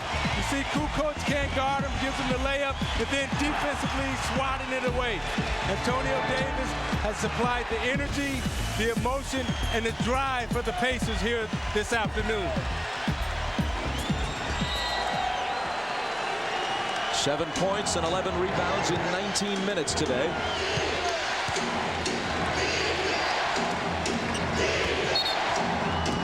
And Jalen Rose bumps Jordan and fouls him. That's 2 on Rose. Now that's 14 fouls. That means that the rest of the way that Chicago will be shooting free throws. That's the 8:07 mark. Let's see if they take advantage of that. Chicago still with 3 team fouls, so they're 2 away from the penalty. Here's Michael into the lane, dumping it off for Longley. And the easy dunk.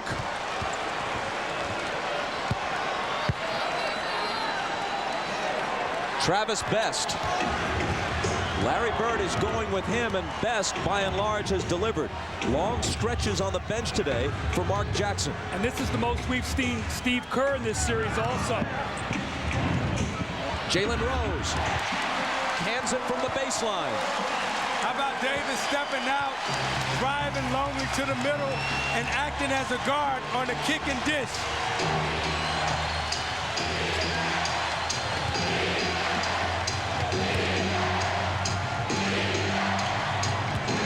Kukoc to Longley, but a whistle before Longley can take his shot.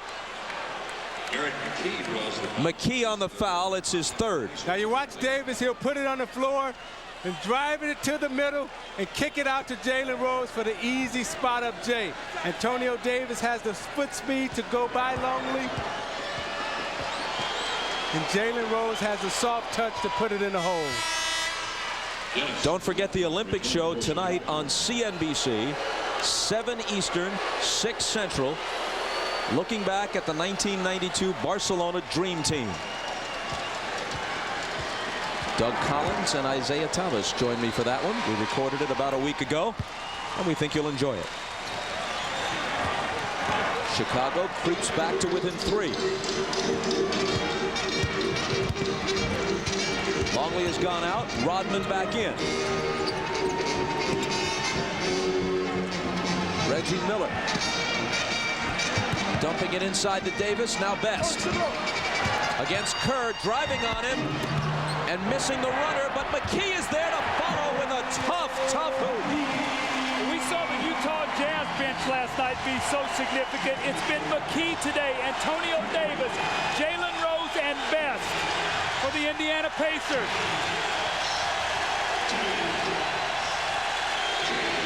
Miller's got Michael on a switch now, and hobbling as he is, I don't know how he can stay with him. Michael's got the ball. 2 seconds to shoot. There's the horn. And they never get the shot off. See Reggie Miller out now on the floor.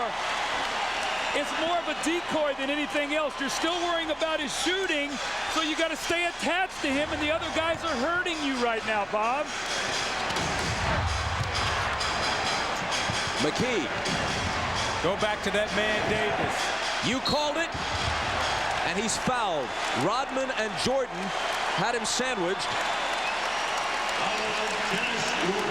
And it's on Rodman, his 5th. My first opportunity to get to know Tony Davis was I coached the first rookie game that they had at the All-Star break, and Tony Davis was on my team. And I left there and said, this guy is a guy that you would love to coach. He reminded me so much at that point in time of Horace Grant. Young, active, aggressive, offensive rebounder, defender. He's a great guy to have on your team. The thing that I love about him, Doug, is his attitude. His never say die attitude. Every time I've watched him play, he never quits, never concedes, no matter what the score. Larry Bird loves him already, but says, just give me 2 months with you this summer, and I'll make you an even better player. 1 of 2. Indy by half a dozen.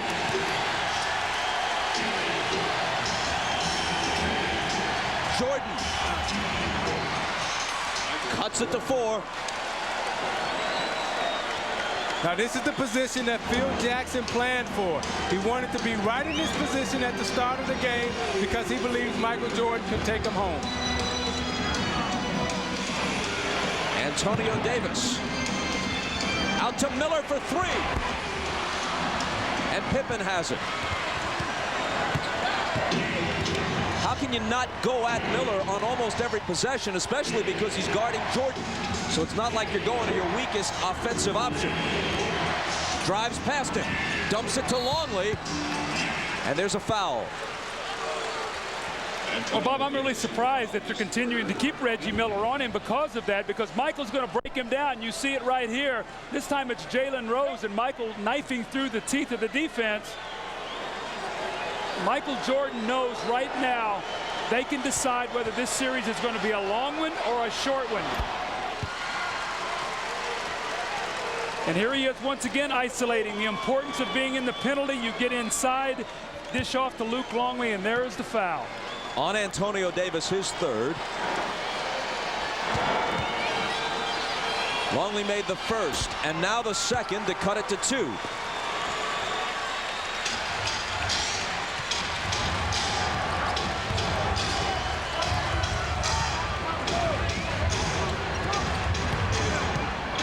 Best to Rose, working on Pippen. Into the lane. And a foul over the back as he tried to follow his own shot. You got to stay away from the frustration there, Isaiah. You missed the shot, okay? You've got to get back on defense now. You can't let the Bulls continue to parade to the free throw line, because what they can do now is not only they scored the free throw line, the clock is stopped, they can rest a little bit, and they can get their defense set in the half court. All these things work against you when teams start shooting free throws. Now the problem that Indiana has, Doug, right now is that you got to keep scoring, because you know Chicago's going to score, and you can't rely on your defense to stop them. Now what Indiana's betting on, that this could become a defensive battle where we can stop you and you can stop us. However, Chicago has Michael Jordan. The Pacers have a 1-point lead. And a timeout. 4 minutes and 48 seconds to decide whether this is a series again or whether it's virtually over. The Bulls defense, specifically steals and forced turnovers, have been so critical in the first 2 games of this series. You see what they have done up until this point in time today.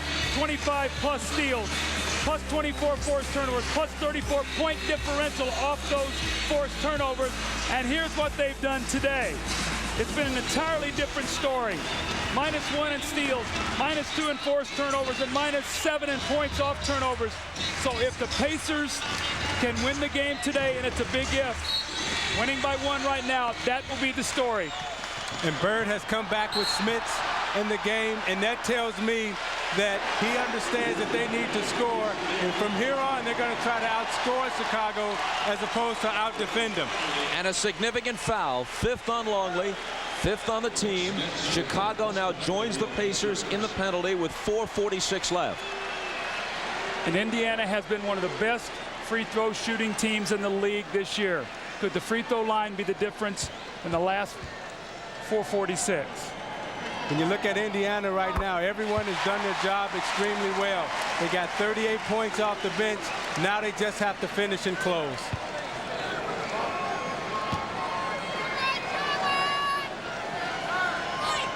Smits can make it 3 if he hits this.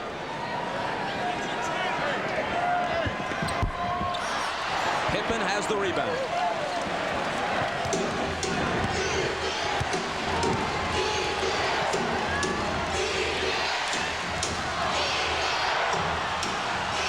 Miller's on Scottie now, and it's Rose on Jordan. Into the lane, fade away, contact on Michael. His third. Isaiah, this is an excellent call. Watch Michael's right shoulder and right arm. He dips it to create contact. You cannot get that kind of space. That's an excellent call by Bernie Fryer. And a huge possession here for the Pacers to try to take a 2-possession lead. Go back to Rick Smits or Miller. How about Miller? That'll do, won't it?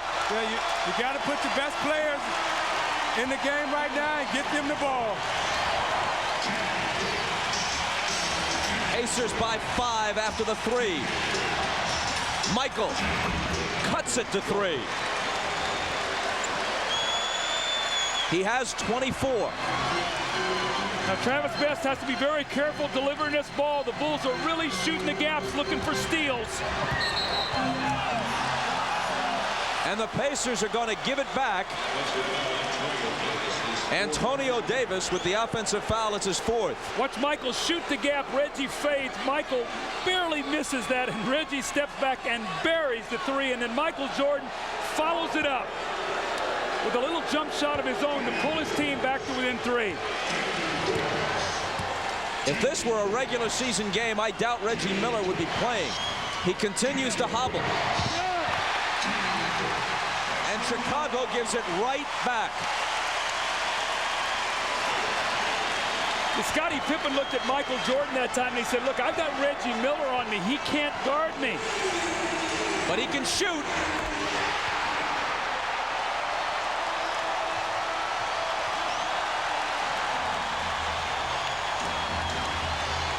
Pacers by 6.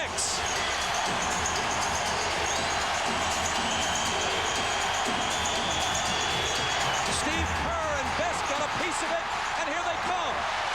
Pippen and Longley are back. Best is going to wait. Inside 3 minutes. Davis is calling for the ball. He's got Jordan in the post. Let's see if they can get it to him.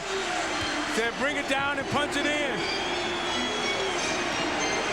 3 seconds to shoot. It's Reggie. And it's Indiana by 8.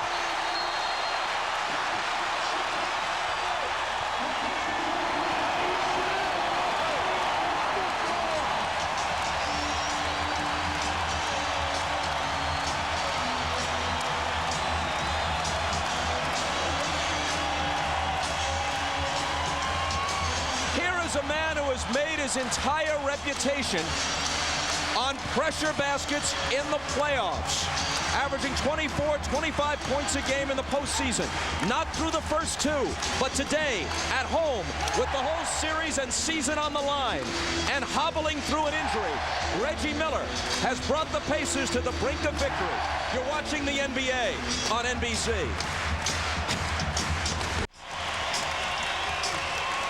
Doing it through clenched teeth. There's his wife looking on. Reggie Miller battling an injury. Has the Pacers in front by 8.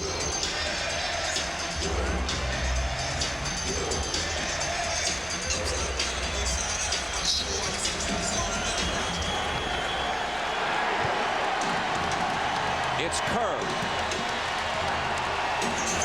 to Kukoc.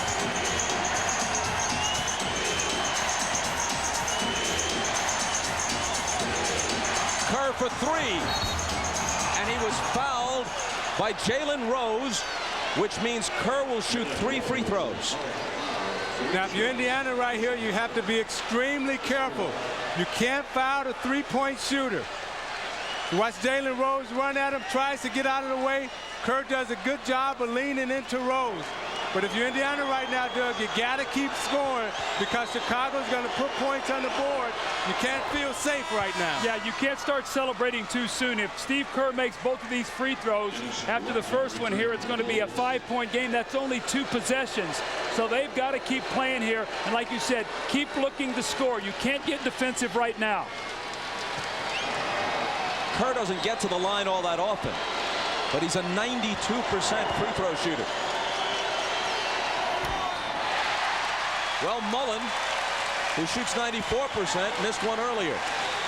Kerr is now 1 of 2 on this trip to the line.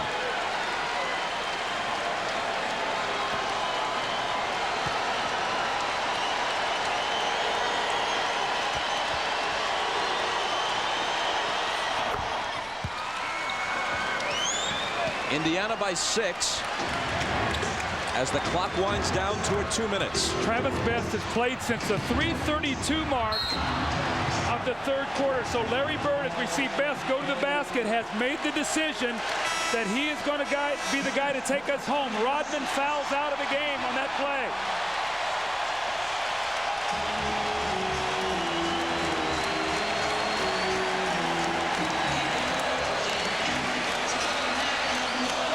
Rodman played 40 minutes, 12 rebounds, 6 points, and he's done.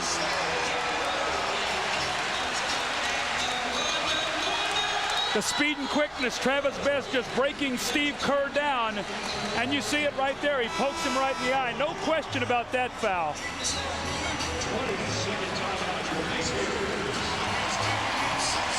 Indiana asked for a 20.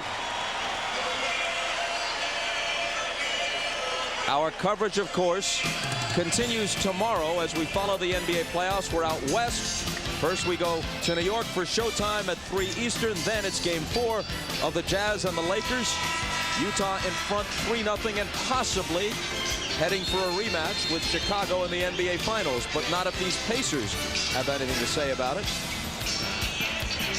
And we're back here on Monday, Memorial Day. Again, showtime at 3. Game time 3:30. Game 4, Pacers and Bulls. Michael Jordan has 24 points on 8 of 20 shooting. Reggie Miller with a brilliant fourth period, 23 points on 8 of 14 shooting. We talked about at the start of the game, Bob. Michael has been 38% of his team's offense in the first 2 games and has carried them to 2 wins. Today, that has not been the case. The Pacers have done a better job.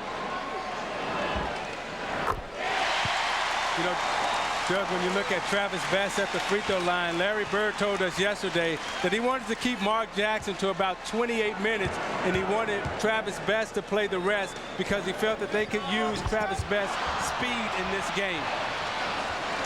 He makes 1 of 2. It's a 7-point lead.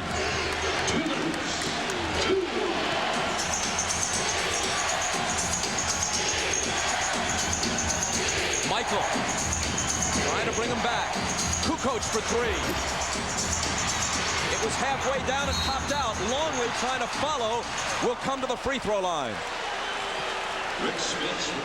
That's 4 on Smits. It tells you how close this game is, Bob. The ball went up there. The Pacers had 3 guys inside position, and the ball bounced around 1 extra time. All the Pacers mistimed their jump, and it fell right to Luke Longley. That's how close winning and losing is. Ask New York when they did not come up with the rebound, and Reggie buried the 3 against them. Zeke, to follow up your point, Larry Bird said he wanted Mark Jackson to play about 28 minutes. He's played 23. And Larry has gone with Travis Best with the game on the line here in the 4th. This is Best surrounded as they press in the backcourt. But he works it free to Antonio Davis. Now Jalen Rose swatted away by Pippen. A crucial defensive play. Well, there's no fear in this Pacer team. They're continuing to go. We saw Best the last time. This time Jalen Rose. They are not getting tentative. That could have made it 7 again. But Pippen with the block denies them.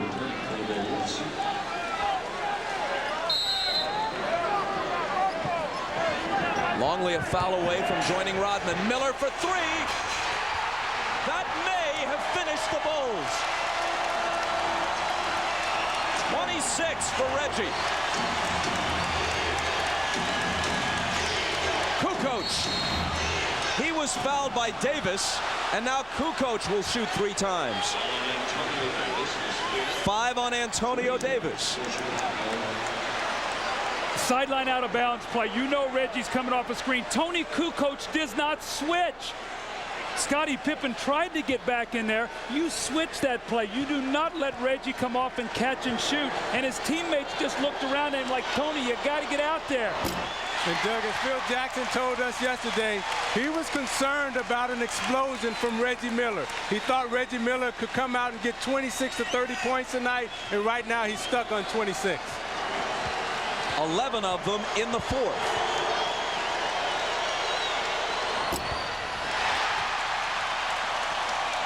What slim chance Chicago had may have disappeared with Kukoc at the line.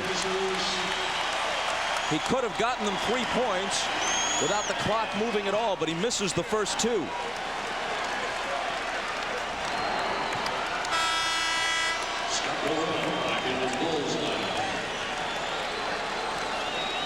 Burrell comes in, Longley out. Burrell being a 3-point shooter.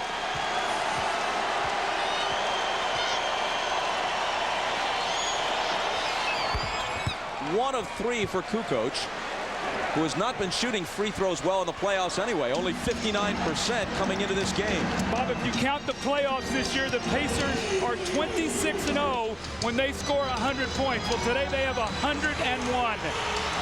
And Indiana hasn't lost a game all year where they score 100-plus points. They lose the ball, but with only a minute to go, Chicago is desperate. Pippen for 3. It's long. Jordan rebounds and is fouled, which stops the clock with 52 seconds left.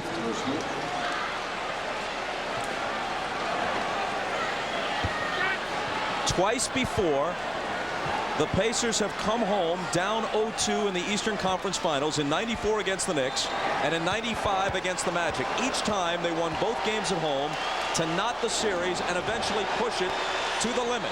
Each time they lost on the road in a 7th game. Here it appears they'll be back to within 2-1 with a chance to draw even on Memorial Day.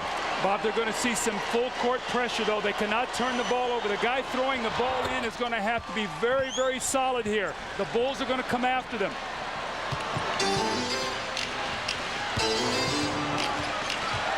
Best doubled in the backcourt, and it's stolen by Kukoc. Here's Pippen, wants a 3, which could have cut it to 2, and it does. It popped out and then fell right back in. Here comes Rose, all the way to the hoop, wrapped up by Harper. Bob, interesting, Larry Bird was calling timeout. He wanted a timeout after that ball went in. The Pacers did not see it. They threw the ball in and advanced it ahead, but you cannot fall asleep. The game is never over. Usually you don't get a roll like that on a 3-point shot. When you're coaching and you have the lead like that, it seems like every one of those shots always go in against you. Man. Rose now trying to give the Pacers breathing room. They're up by 3. Watch this.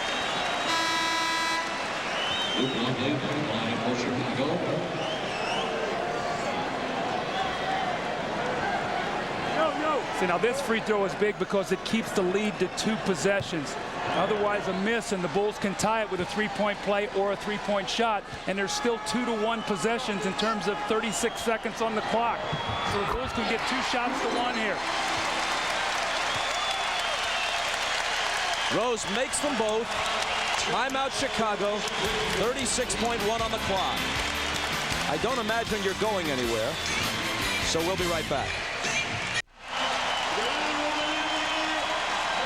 Chicago ball down 4. They have 1 full timeout plus a 20 remaining. Indiana has 3 timeouts to use. Doug, you said when this game began, for Indiana to have a chance, they'd have to limit themselves to 15 turnovers and hold Chicago to 7 or 8 steals. Indiana has exactly 15 turnovers, and the Bulls have 8 steals. Well, they got 36 seconds here, and the Bulls are going to look to go quickly inside. The only way they'll look for a three here is if somebody leaves an open man on penetration. Jordan off the dribble. Deals out to Pippen for three. Short. Kerr swings it to Michael. That one's there. And it's a one-point game with 23.7 seconds. So theoretically, if the Pacers can protect the ball and not add to that turnover total of 15 that you mentioned, Doug, then they would force the Bulls to foul them. Again, what happens is you got to block out. Look at Steve Kerr. Travis Best does not put his body on him, and it gives him a second shot, and Michael buries the three. But when that shot goes up, you got to face guard. You got to do whatever it takes, but you cannot let Steve Kerr get an offensive rebound. Michael with 29. It's a one-point game, and we're back after this from your local station. Indiana leads by 1. You talk about now, they do not have to shoot. The 24-second shot clock is turned off. Look at the free throw shooters. They have great free throw shooters, but the first thing you have to do, they've elected to bring it in at half court. You must get the ball in, and you do not want to throw it to Antonio Davis. He's your worst free throw shooter. See, I think Mullen and Smith should be on the floor right now because they're great free throw shooters. They get it into Davis, who is immediately and intentionally fouled by Kukoc. Now, Rose did not want to go to Davis, but they were running the risk of a 5-second call. He had to get it into him.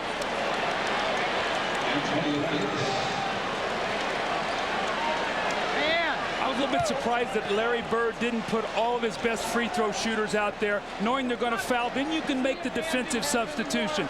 You put yourself in a position here where your worst free throw shooter is shooting under pressure. Even if he makes them both, the Bulls can tie with a 3. Wow. I mean, that's just guts and competitive spirit and competitive nature up at the free throw line making free throws. Now remember, he had the big offensive rebound against the Knicks. They were up 2. He made both free throws to seal that game. Let's see if he can finish it off by making the second one here.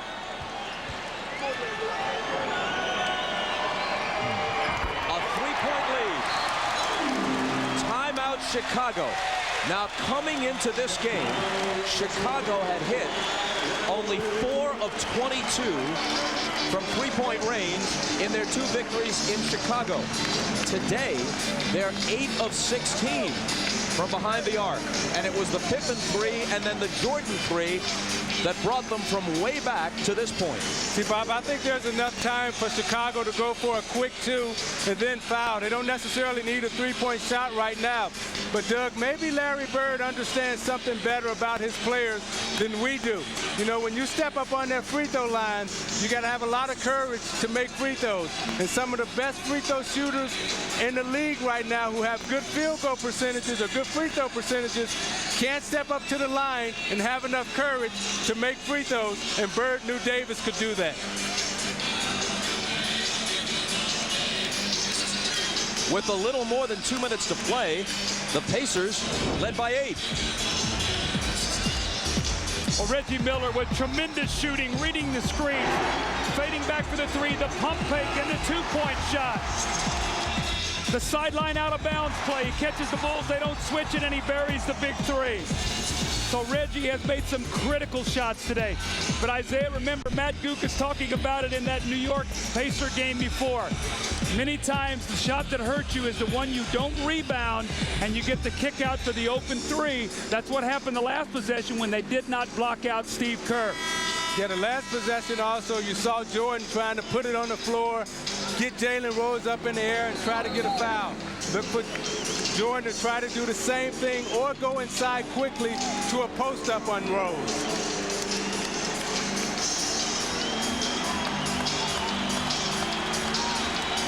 This is what their three-point shooters have done in this game. Kerr, remember, is the most accurate three-point shooter for his career in the history of the league. The most dangerous man now throwing the ball is Tony Kukoc. After he throws the ball in, Derek McKee's got to recognize where he is now. Michael. Pippen. They're looking for the three. Now it's Michael stumbling into the lane and drawing a foul with 12.2 on the clock.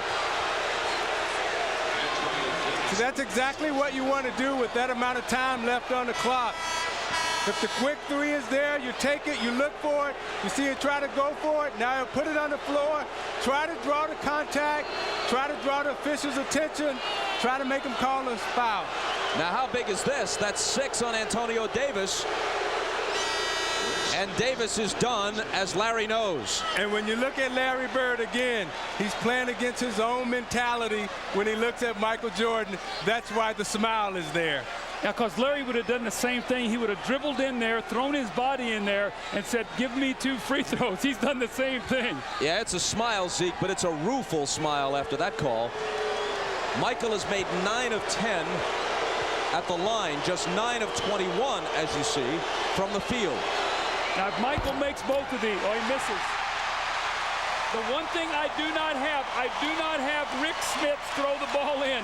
Big guys do not make good decisions in this situation. Get all the way down the floor if you're not going to take a timeout.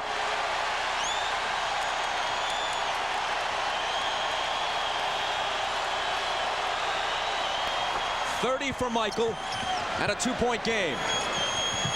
They get it into Miller, just the man they want to get it to, and Harper fouls him hard, sending Reggie stumbling back into his bench and bringing all kinds of glares from his teammates directed toward Harper.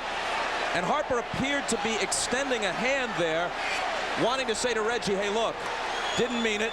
Sorry, heat of battle. But see, I like what Indiana's doing right now, Doug, because they've accepted the challenge of fighting and competing in this series.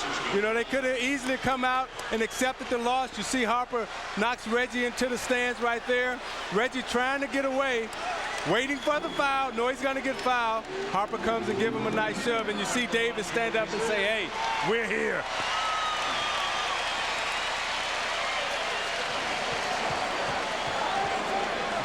Miller. One more coming. If he misses, Chicago can tie with a 3. Now, what they like to do in this situation, Chicago, they love to throw the long pass to Michael Jordan. He'll run to the sideline. They'll throw it high to him going to the corner. A 4-point Indiana lead. Michael, catch, shoot, can't cut it to 2. Pippen rebounds, 4 seconds on the clock. Pippen is going to slam it, but that's going to do it if they can get it in. And Indiana, sweating for it to the last second, wins game 3.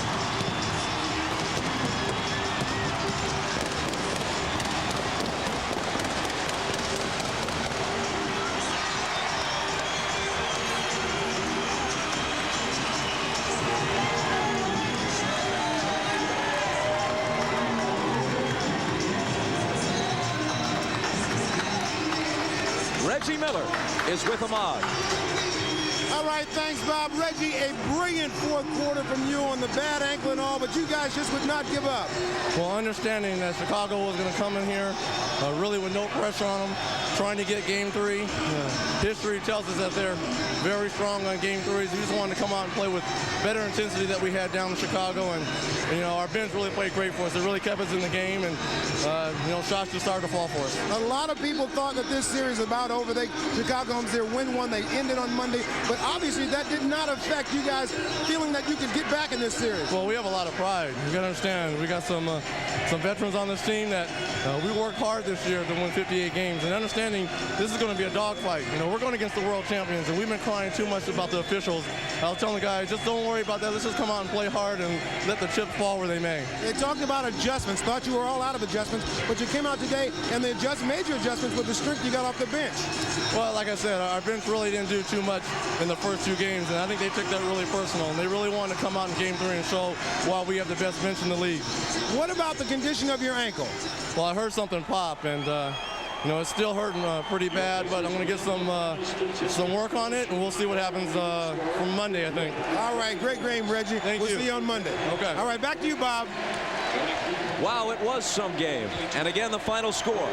The Pacers win it 107-105. Mrs. Miller is able to celebrate a bit. Reggie has been brilliant at times in these playoffs, including today, but he has played without some of the bravado and gestures that have surrounded his play in the past. He's been very subdued and very self-effacing in his comments. For Isaiah Thomas, Doug Collins, and Ahmad Rashad, I'm Bob Costas. Now we'll join Hannah Storm in our New York studios, along with John Sally, Peter Vesey, and Matt Gukas. See you Memorial Day for Game 4 of what now shapes up as a real series.